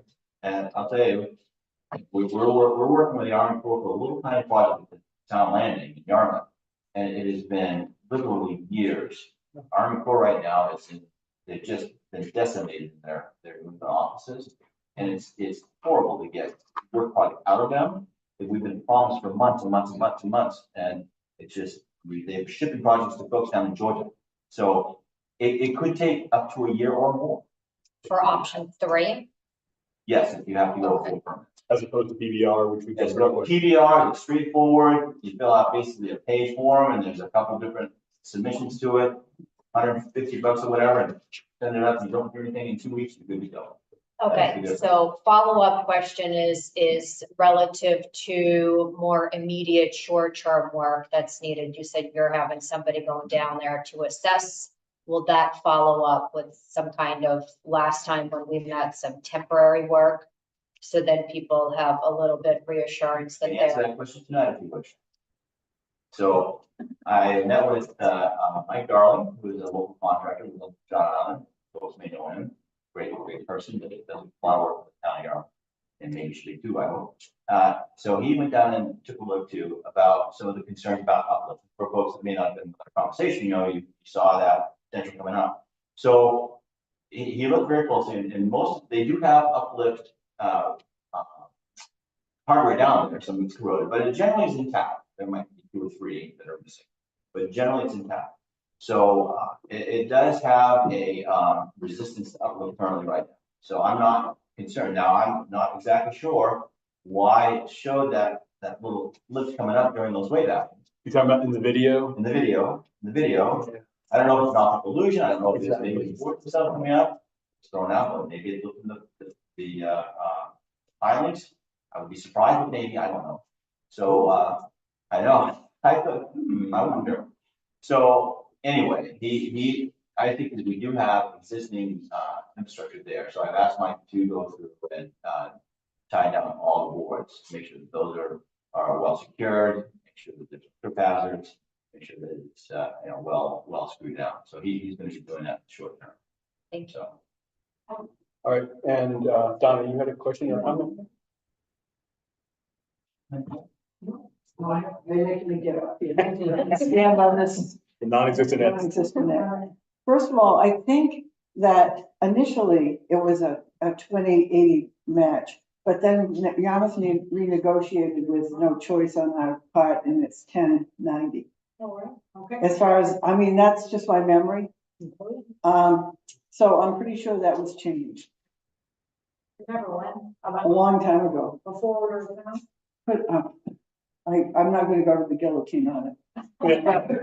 Whether it's before we're in town or after, but you can, but, I'm sure Yarmouth knows, because Nat Tupper said, It was actually Yarmouth who told us that it was 80-20, but that's the new guy at Yarmouth. Oh. Go with him, so that. Okay. You never pointed that out. because the original documents that we signed, the original agreement was 80-20. Right. But I'm pretty sure they changed it to 90-10.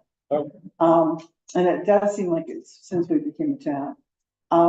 And the wharf was totally replaced in 1987, and they thought it would get 50 years, so this will be 40 years. So if we can get 60 years, that's actually pretty good. With the question about the floats belong totally to us, so that'd be 100%. But when I was on the board, we contacted the Congress offices for the earmark program, and they were very interested in that. But it had to be a DOT on a DOT list before the end of a year. So that's something that if you're interested in, you need to get onto a list. And then there's money. It sounded like there could be money available for that. The question about the lights that Eliza brought up, there was a spotlight up there in CTC. It was getting in the captain's face and they couldn't see. And so that was kind of. There are clear lighting options that would not be. Right, but that would be up to us. They would have to be approved by them. They don't own the float. We own the float and the ramp. They don't, that's not in the 90-10, or not 80-20. Yeah. Thanks, Donna. Okay. All right, other questions from the board? Thank you. Steve, thank you so much, and all your crew and all, and to town manager. Really appreciate all the help, and you be good. Carol can work out those additional conversations, and we'll bring us up on it. I just have one other question. So, Coastal Waters has proposed some additional floats and other things that might improve the Shadid side. And do I understand correctly? I mean, that would be at our cost, but the town of Yarmouth would not be opposed to us adding those to this project. Say with the dolphin and some more floats. I see no reason why the town, I'm certainly not town Right. council, but I really can't imagine a scenario where the town council would not be Right. in favor, particularly as it pertains to ADA. Right. So, Also- there might be certain neighbors, Right. we all know that. Also, at the joint standing committee 2 meetings ago, the topic was addressed and it was quietly discussed that it would be a positive thing for the then town manager and the council members who were in attendance, in that it would take some pressure off of the float on the Yarmouth side. Specifically, if there was a drop and go capability at the side. So those kind of conversations are why the JSC exists, and we'd have to revalidate that. That was a year ago, but that was a conversation at that time. That it? Great. Thank you so much. Thank you very much for your hospitality. Yeah. It's been great, thank you.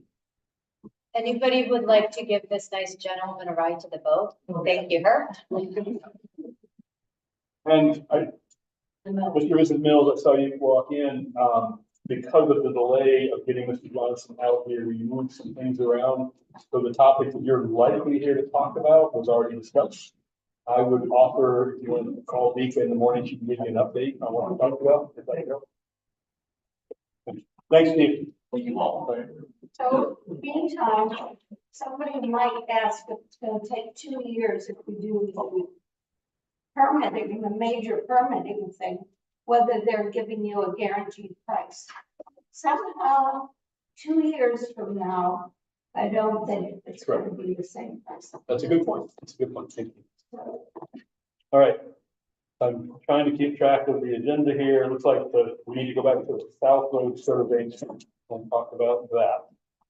And Dika was about to give us her view of history on the South Road survey, and we went into the Cousins Pier conversation. So relevant to this particular section of the road, this started when, at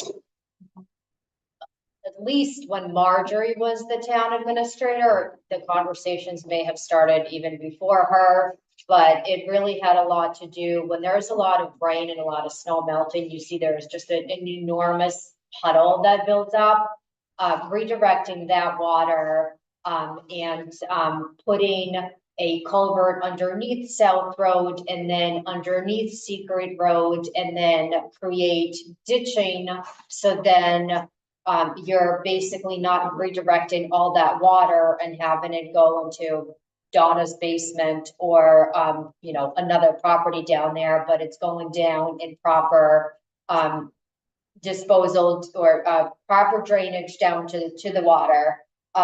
There has been a lot of back and forth with the attorneys, with different property surveys, ultimately led to having a survey done of just that particular section. The survey came back. I went back to look at the original motion from a number of years ago. There was a motion authorizing to get a quote up to $5,000, but there wasn't an actual motion to authorize for the payment of this. So there is a payment authorization in here. The next step, I've connected with the town attorney, is to draft up, start working with the affected parties in the area and start drafting up easement agreements, determining what the width and what the easements would look like. Because what the town would ultimately be doing is working with the property owners and taking slight ownership of what the culvert would be down Secret Road or across where the culvert would need to go and where the drainage would need to be. This is a similar project to one that was done a couple of years ago on Firehouse Road. I thought that once the survey came back, that the town attorney had everything they needed. Come to find out that the original information that was worked off of was a hand drawing by Bo with drawings of rocks and things.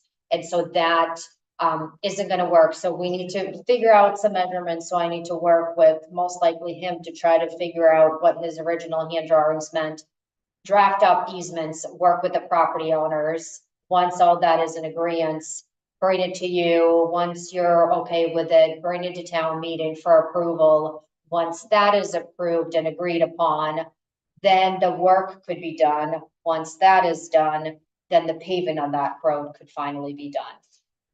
So I don't know if that really gives you a whole lot of information, but I'm hopeful, because this has been years and years in the making. My goal, my dream would be to get enough of the easements and work with a couple property owners that we can bring something to town meeting, because ideally the town has been waiting on this strip of road to be paved until that is done, because it's going to require excavation of the actual road. And so it's not cost effective to do that after a brand new road is put in.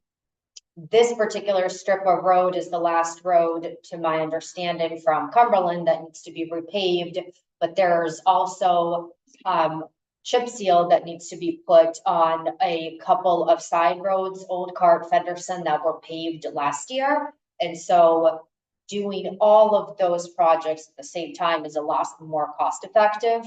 And so the sooner we can get this finalized and done, the quicker the work could be done, and then we can proceed into the paving. So I'm hoping we can get this to town meeting, where also in the budget process, we can allocate money for the pavement, so this could be done next spring and summer, the paving could be done, and then all roads could be paved, and then we'll be ready to be repaved. So that's the history. So I'd like to authorize the town administrator to pay Owen Haskell for the boundary survey of South Road in the amount of $2,950 from the reserve account 9058 easement and drainage. Second by David. Discussion? Questions from the We public? can talk about this after we vote. We will. Okay, yeah. All in favor? Motion on hand, okay, unanimous. And then further discussion about the situation. So I guess we could, just so I understand the process on your end. I mean, you say you have to get together with Bo, turn his hand drawings into something else. I mean, what, do we hire an engineer to do this process? It seems like. So I asked the town attorney, and she said that, ideally, yes, it would be great to have an engineer, but what she needs is she needs dimensions. So what would require, in terms. To write up the easements, is that what? you mean? Yes, yeah. So what I would like to start with is, because it's his hand drawing originally, that is being rejected, is to go down there with him and to get an idea, and then utilize those measurements, provide that information to Natalie. If that works, great. If not, then take potentially the alternative of hiring somebody So how else. long do you think this is gonna take? A lot of your time? No, Okay. I think that it will take an hour or so for me to go down there and figure it out with him, send the information to Natalie, and then just wait for a response. And how many properties do you need easements from? Do you have an idea?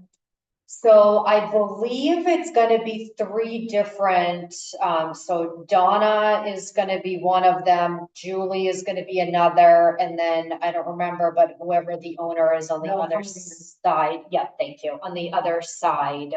The way that it looks now, it should be just those 3. Any questions from the board? Donna, did you have anything else? Yeah. I do. I have a couple of questions. One thing I noticed, or I don't see on here, and I did talk to Sawanda, I just happened to come along while he was there. Kendra McKinnon's, solid drain is also involved in this. Solid. Solar. So, When you say involved, when you. It goes into this, Over. into the gutter. Mhm. So if you see where the telephone pole is, which one? between Fenderson and Secret Road, see there's a telephone pole there? Well, somewhere in that general vicinity is, and it was Kenneth who actually brought this whole thing up in the first place, because he felt badly that the water was running over there. And he didn't know when he bought the house where the solid drain was, and they finally, it's because it was put in before there was a road and It's under the. under the road. Somebody, well, maybe the road was there, but the same party owned, it was one, all this land, it was 50 acres altogether. And so her house went with this family So her cellar drain goes under the road, or it goes into the ditch, but then goes into a culvert that goes under the. no, it goes under the road. Okay, so it's under the road and it goes into, and you can, it's easy to find if you know where it is. So that is one of the issues. And they dug the ditch deeper. And there was no culvert at that time under Secret Road. So they decided to put the culvert in there. But they made the culvert so it doesn't really drain. So now all the water just stays there on our side of the Secret Road, even though there's a culvert. Yeah. So that's just one thing that needs to make sure that when this is all done, hopefully that's going to resolve, because what happened was it started to pool, and then we got a wetland up at the top of the road. Because before it just kind of naturally went down and kind of dissipated. So they created like a little sink. Yeah, right. little pond. So, and the other thing that's not on here is if you go down Secret Road, down about by our shed, there's a culvert that goes under Secret Road. So just to make sure that, and that's where some of the water that's already going down through there goes under Secret Road.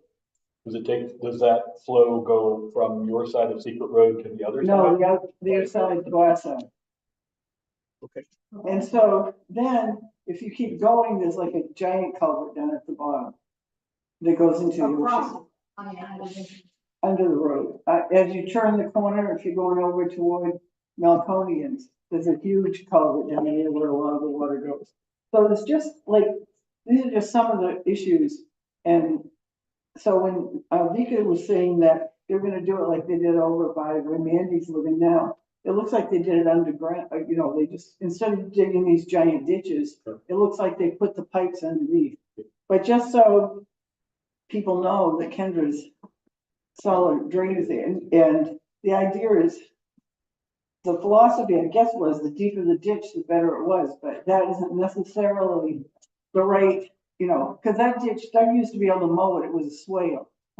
And and everything was fine, and the cellar was draining from Ken's, but now it's like a giant ditch. So anyway, so I just wanted to bring up some of those points that I didn't really see on this survey, but I'm sure this is gonna be on again at some point, right? Well, I think what we learned down on Firehouse Road was that the more we dug into it, the more complicated the project got. And that's why it took so long to get it set up. It sounds like the same thing. The question for me is, do we need to extend the survey to include the full range of this particular drainage? Because right now the survey doesn't. Survey. No, because the discussion based on the information that I have, would not go all the way down parallel to Secret Road to the water. It would cover a section of it. And then, I don't know, but I think the idea was to redirect it so it goes down into the ditching and kind of work its way out. So there was, based on the folder and the information I have, there was no intent to have an easement go all the way down to the length of the road. So the area across the road from Julie's is already a swamp. And so is the idea for it to just make it more swampy No, over on Melconian side?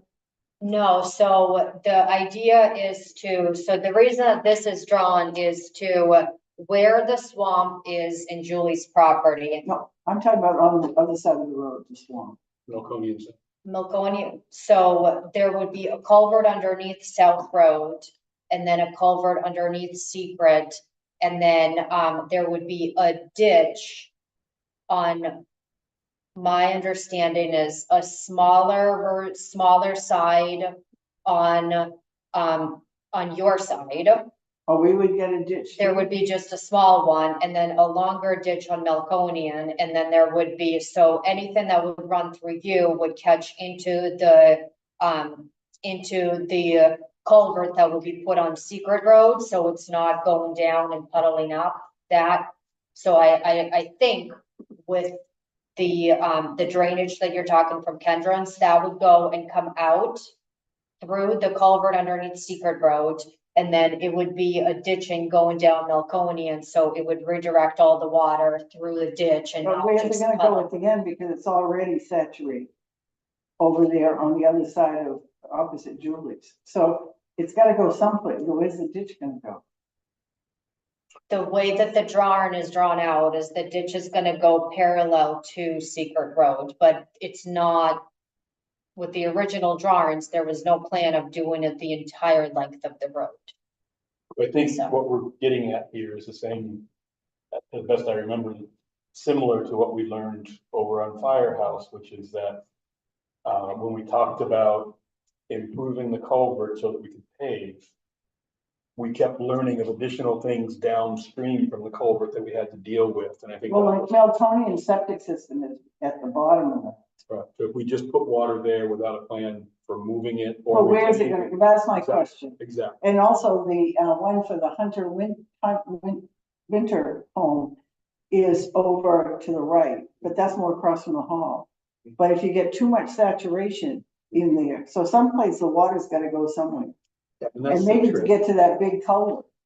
I think there was an era when everybody was thinking bigger ditches are better because it gets the water out of the way. From the standpoint of the water table, that's not always the best thing to do, but you also can't logically dump massive quantities of water onto people's septic systems. So Well, we just need to figure out what's going on downstream of where we're moving that. And we also have, we also have a dug well. Yeah. We don't want to get contaminated because it has great water. Yeah. So, I mean, that's another concern we have. And our septic system is kind of opposite all this down in front of our house. So, I mean, we're happy to work with everybody, but And we, that's where Vic is going, I Yeah. think, with these conversations that we have to Yeah. have for easements and that kind of thing. But I think the added point here is simply that we need to know where the water, how the water is getting to a place where it can dissipate and or sit and or drain to the ocean without damaging property. As we change things, we need to not make things worse. Basically. Carol. Yeah, so I think the topography and soil types in those areas are kind of key to how that's gonna perform. And so, I mean, maybe the design, I'm not familiar with what's been proposed already, but it may be that we need an engineer to take a look at it. Plus the design. Stormwater runoff, I mean, there's very simple calculations that they can do to evaluate that, but my concern is that, you know, it might need a little engineering. I do recall that C.V. Mahar did some engineering in that area because they did some work next to the library. They made that little swale. Maybe you remember that? well, and this was another thing, when they were going to sell off one of those lots that the Higgins had, I think it might have been the winter one across from the library. They had somebody, and this could have been when we were part of Cumberland, I can't remember. But they followed the water that went down, and it goes down through, and it goes over by David's house, behind David's house, and David and I own a lot that goes over, and then eventually ends up, and that's a swamp down in that area. Okay. So anyway, I think we should move ahead with sort of on the easements, but I'm just contemplating that it might need a little engineering look, and I don't think it would be hugely expensive to have somebody do a drainage, you know, assessment to make sure that it's both the quantity and the infiltration, so that it isn't kind of, you know, we're not just moving the problem. Okay. Good. Okay. All right, thank you, Donna. We need to make a motion for Okay. We already passed. but- Okay. Yeah. All right, item 5, other business, any other business to bring up from the board?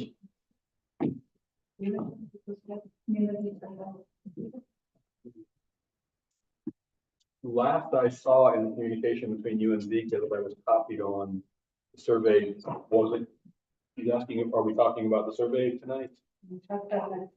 So we're having a workshop day to look at priorities, and I had said 2 meetings ago, I would do a survey for the community on priorities. Yeah. So in order to move forward on that, what are the steps that need to be taken? Well, I think for it to get on the agenda, it needs to be functional. Last I saw, it wasn't functioning yet. Right. So before we can put it on an agenda to talk about it, it needs to be reviewable in terms of how it's going to work, and we weren't there yet. We could consider as a board authorizing the TA to move forward with the survey once she's satisfied that it's functional. So the goal of the survey is to gather information relative to priorities, is that correct? Right. From Okay, the community. from the community. From Put a the survey out via the town website, the text blast, all that kind of thing. Right. I guess I don't need it to be functional, but I would want to see what it is before we make it live. I agree. I just couldn't get to page 2. Oh, you couldn't? No. Didn't know that. It was, I- had other people look at it and they were able to proceed through it. So, I can resend the link. There's the comprehensive plan. I thought the comprehensive plan should be on there, and that's still waiting for that. So what you sent, so I guess to recap, I don't think that the whole board is aware of this. Right. So Eliza sent Bob and I a link to the survey and she wanted it to be an agenda item. It was after the agenda was already set and in place, so it was too late. I looked at the link, just like with Bob, I wasn't able to access it. But I followed up and, Krista with the most recent, changes and additions to the comprehensive plan. Krista was working to add that in, so I followed up with an email saying, connect with Krista, she'll provide you the document. And that was the last that I heard anything about it. I do think that for the benefit of how important this topic is, it would be very beneficial for the sake of transparency to have it be an agenda item, not discussed under other business, so people don't perceive it that you're trying to slide something through. But that's just my suggestion. No, and I completely agree, but I will be able to provide people a link to it. Mine is the company. Google Docs. It's a Google Docs. It's a Google form. It could be done survey monkey, but the town doesn't have a phone for survey monkey, am I correct? Correct. Okay. I think the right way to do it is to continue doing the way we have been, communicate with Bob and Vika. Once it's ready to get put on the agenda, it would be part of the packet and then it would go out to the whole board in that fashion. The challenge is that this is information we would like to have before our priority setting meeting, which is. One suggestion I have, not to interrupt you, is you can send it individually to each board member and collect their feedback. And based on their individual feedback, make the suggestions. And then when that feedback is included, then you provide that information to me and I add it to the packet. So then that way it's not coming to the board as a brand new subject that then's going to delay it, that then's going to push it to the next meeting. Yeah. So we'll put that on the agenda for the October 2nd meeting, which gives, are you proposing that we vote on it at October 2nd and then publish it October 3rd and get feedback from people before October 9th? That is a quick time frame, isn't it? Now I'm going to say the opposite of what I just said. Is it, I guess it's not something that requires a board motion or a vote, so if the.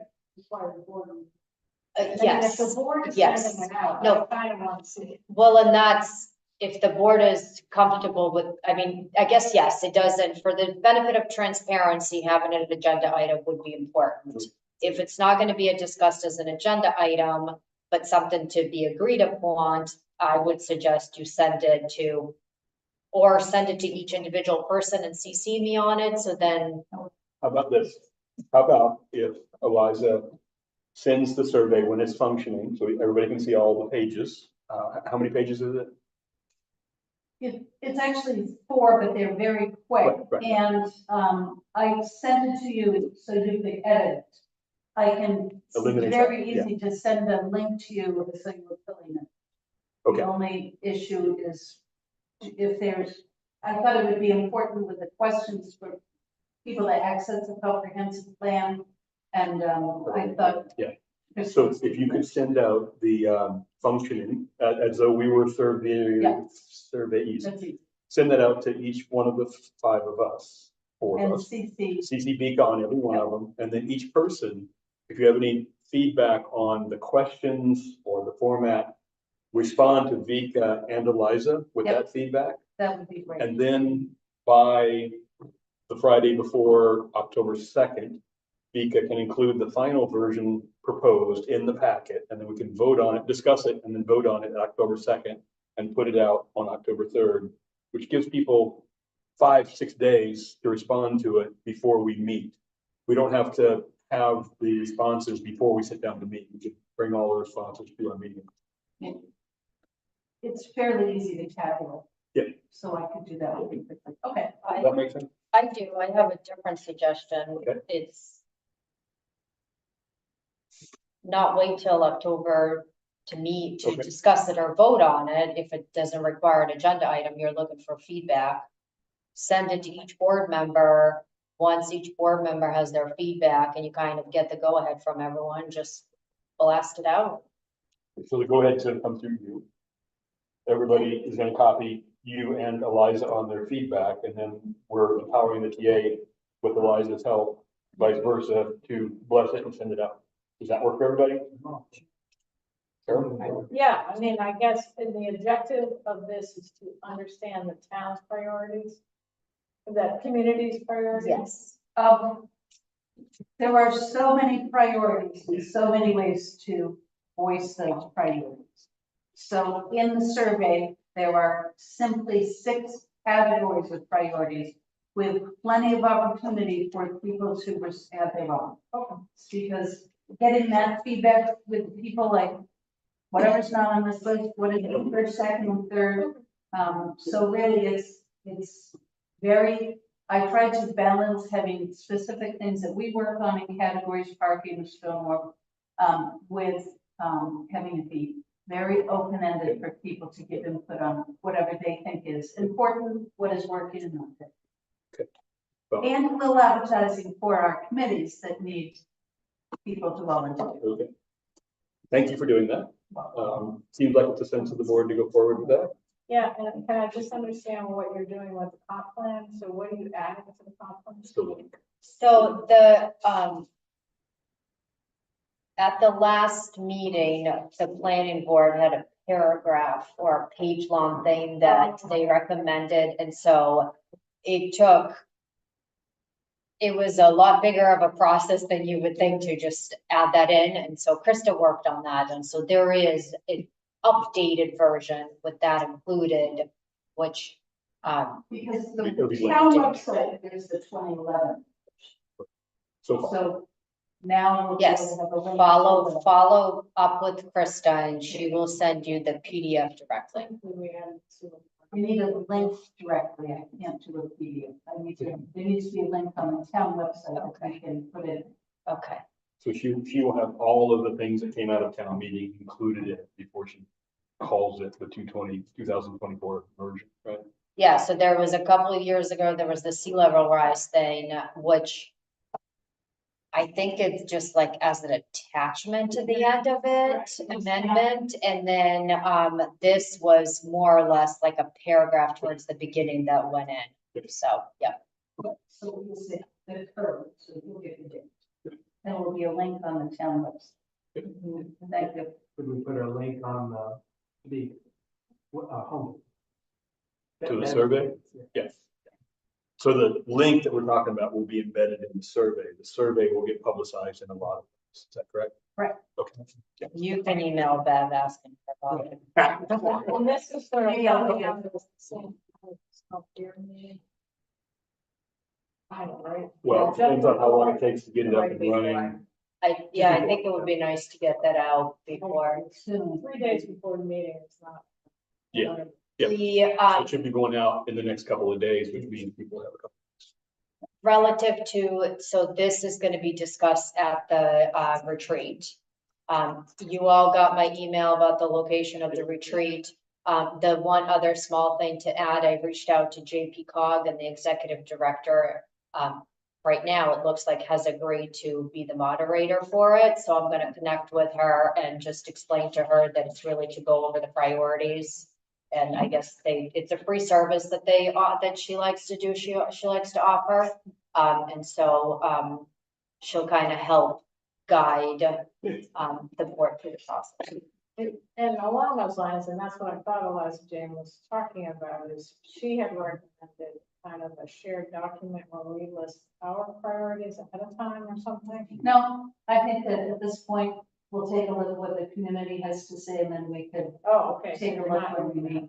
I think that. But I think it would be helpful for the board to bring your list of priorities Well, do to you want, this. I mean, it might be good for, is it Christina that's? Yeah, For her I'll- to know them ahead, I mean. I think have I'm some- connecting with her next week.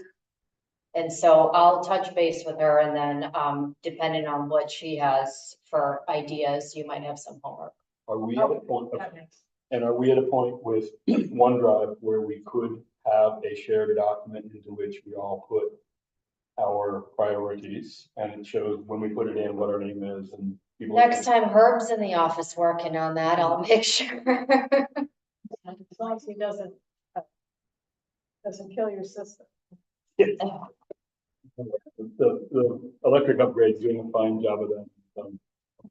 All right, other business items. So speaking of GP Cog, the application for the next fellow is due Friday.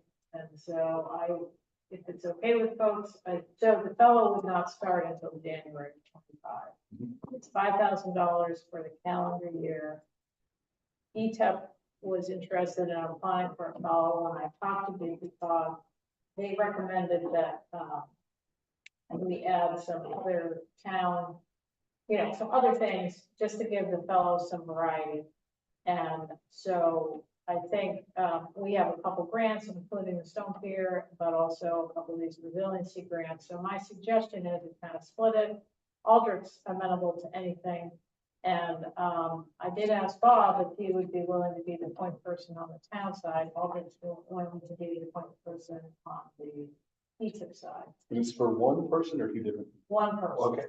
But to have more than just, her concern was there might not be enough on ETIP to really keep them busy in it. And the feedback was that Maya liked having a lot of variety. Mm-hmm. So anyway, I think we should, it's to me a no-brainer to apply for a $5,000, 40-hour-a-week, 1-year assistant. So, and some of the money can come out of ETIP, maybe even all of it. I don't think we'll have any, or some of the other grants. So I think we should apply, and I'm just asking for permission to submit the grant. It's pretty, I'm gonna use the same, I'm not gonna say anything now that we didn't say already. I'm sorry, 40 hours a week for what? So Maya was our climate, what did she call it? A resiliency fellow from GP Cog. Right. So she's an AmeriCorps person. So they are participating in the AmeriCorps program. And so GP Cog. GP Cog is, so GP Cog runs the program, which saves us from a lot of the AmeriCorps stuff, but we pay for the fellow and we pay based on our town population. So for Shabazz Long, it's $5,000. For a year, 40 hours a week. And it's, the position is shared. No, the position I'm suggesting is that for Shabazz, it will be shared by the ETIP project and the town on a variety of town. It has to be sort of resiliency projects. So, but there's funding on the town side. And it would be a AmeriCorps staff person hired by GP Cog? Yes, hired by GP Cog, but we pay a portion of it, so. And how many hours a week? 40 hours a week. For here? Well, yeah, it's what we just had. And we paid $5,000, which we might be able to get paid for with grant money. Yeah, she works 40 hours a week. She did not work on island the whole time. She did a lot of work on some of the climate resiliency grants. They have changed the requirements a little bit where they do want the person to spend at least one kind of regularly scheduled day at the host site, which would be the island. Just to kind of, because I think it's been a little bit ad hoc, including us. And so to kind of get in a rhythm of them coming out.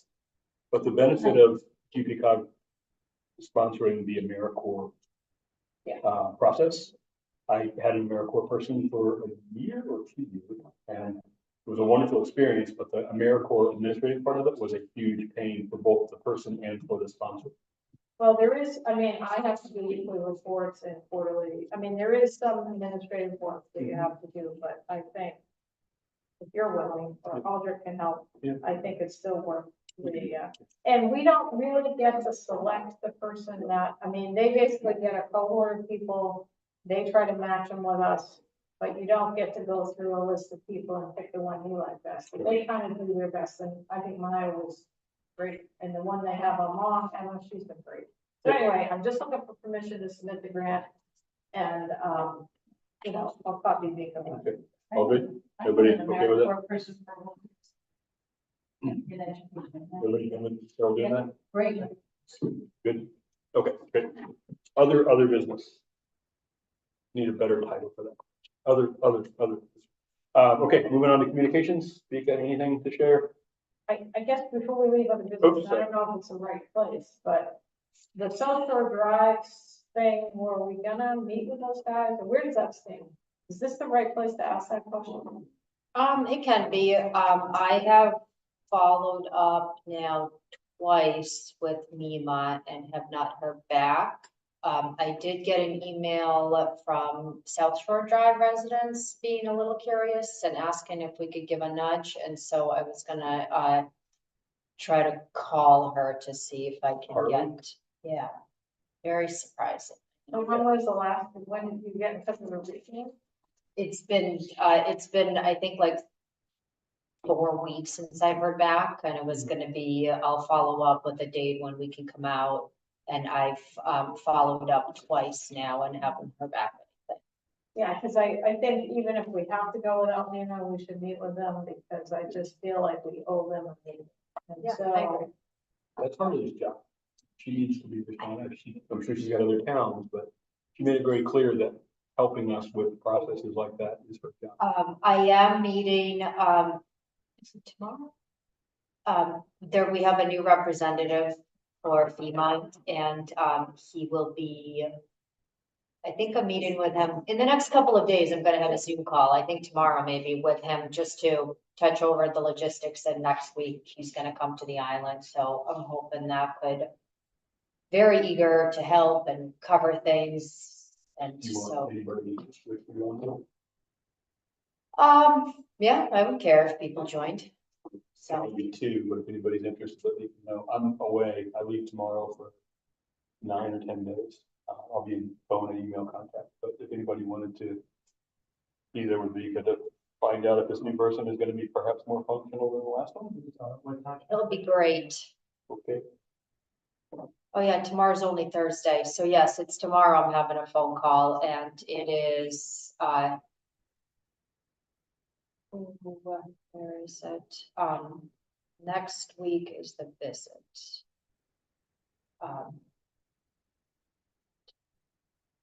and the South Shore representatives are, oh, one, and then somebody, it was Mark, so did we, I thought you were, who's the other? You? who's the other board member It with was South Shore? David, David, okay, it was Mark, yeah, and then, yeah. but I just feel like, that. Yeah, for sure. So I don't need anything other than that, just Okay. if you're following up on it, great. Okay. Yeah, I'll reach out to her. I'll try calling her tomorrow just to see if there's anything. And if it's, I guess I had envisioned a meeting in person, but maybe a virtual meeting just to make it simpler logistically. And, you know, I'm also happy, some of us could meet in person and then connect virtually with the NEMA person.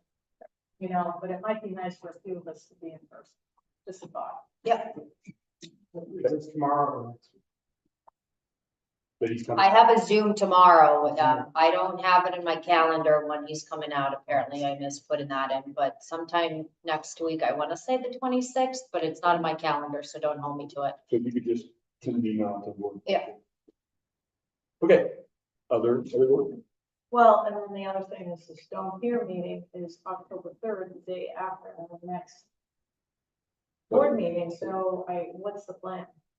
You probably haven't seen it, but Christine sent an email out today trying to set up a meeting for next week of the 3 people organizing things. But it just came out today, so you haven't seen it yet. So to put together the plan for the presentation, I think going into that conversation, it'd be great if we developed sort of the slides that we talked about us doing, the 4 or 5 slides, kicking the thing off, and then find out where they are next week. So are you planning to attend this meeting? And there's a couple of dates out there, Tuesday, Wednesday. next week. 25th or 26th. Yeah. Check your inbox. And if you can do it at 7 in the morning and you can't do it at 9, just say that. And we'll Yeah, because those days are pretty booked already. So anyway. take a look, yeah. So, but for the rest of the board, we're having a Stone Pier workshop. I think it's a pretty important meeting. People haven't heard anything for years, so. And how are we gonna publicize?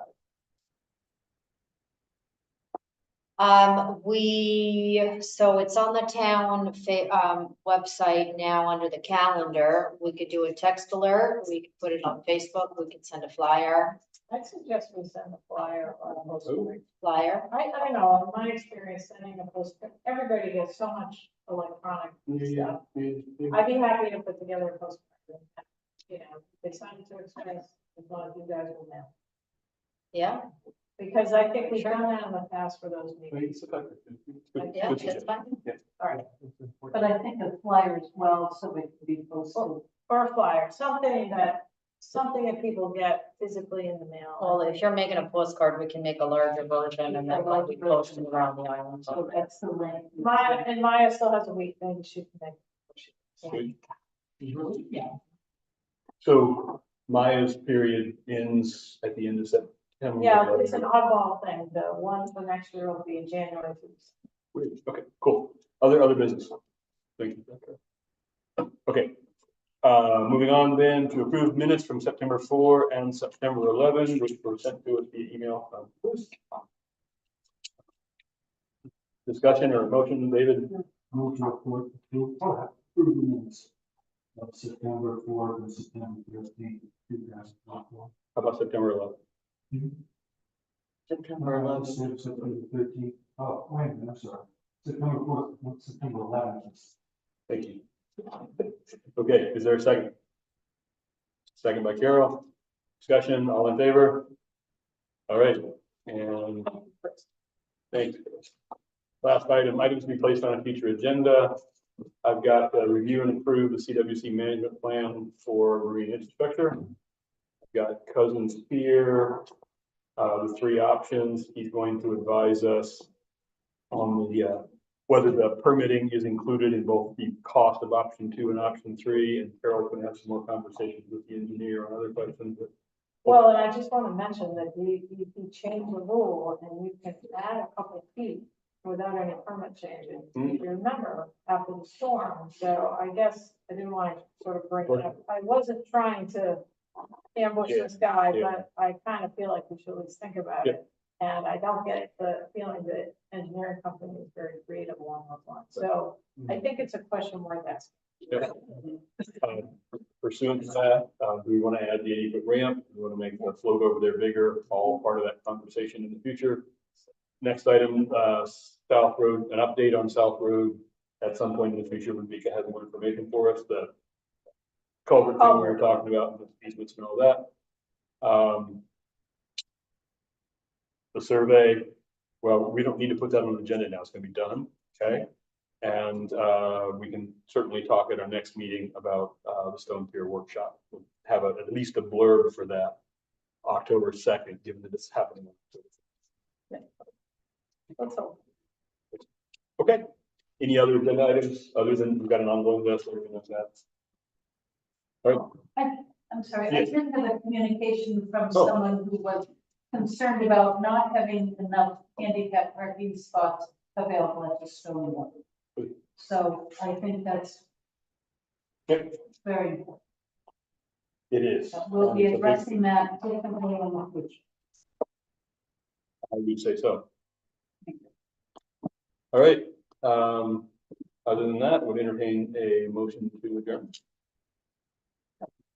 Moved by Richard, is there a second? Second by Carol, all in favor? Thank you. Okay. Unanimous.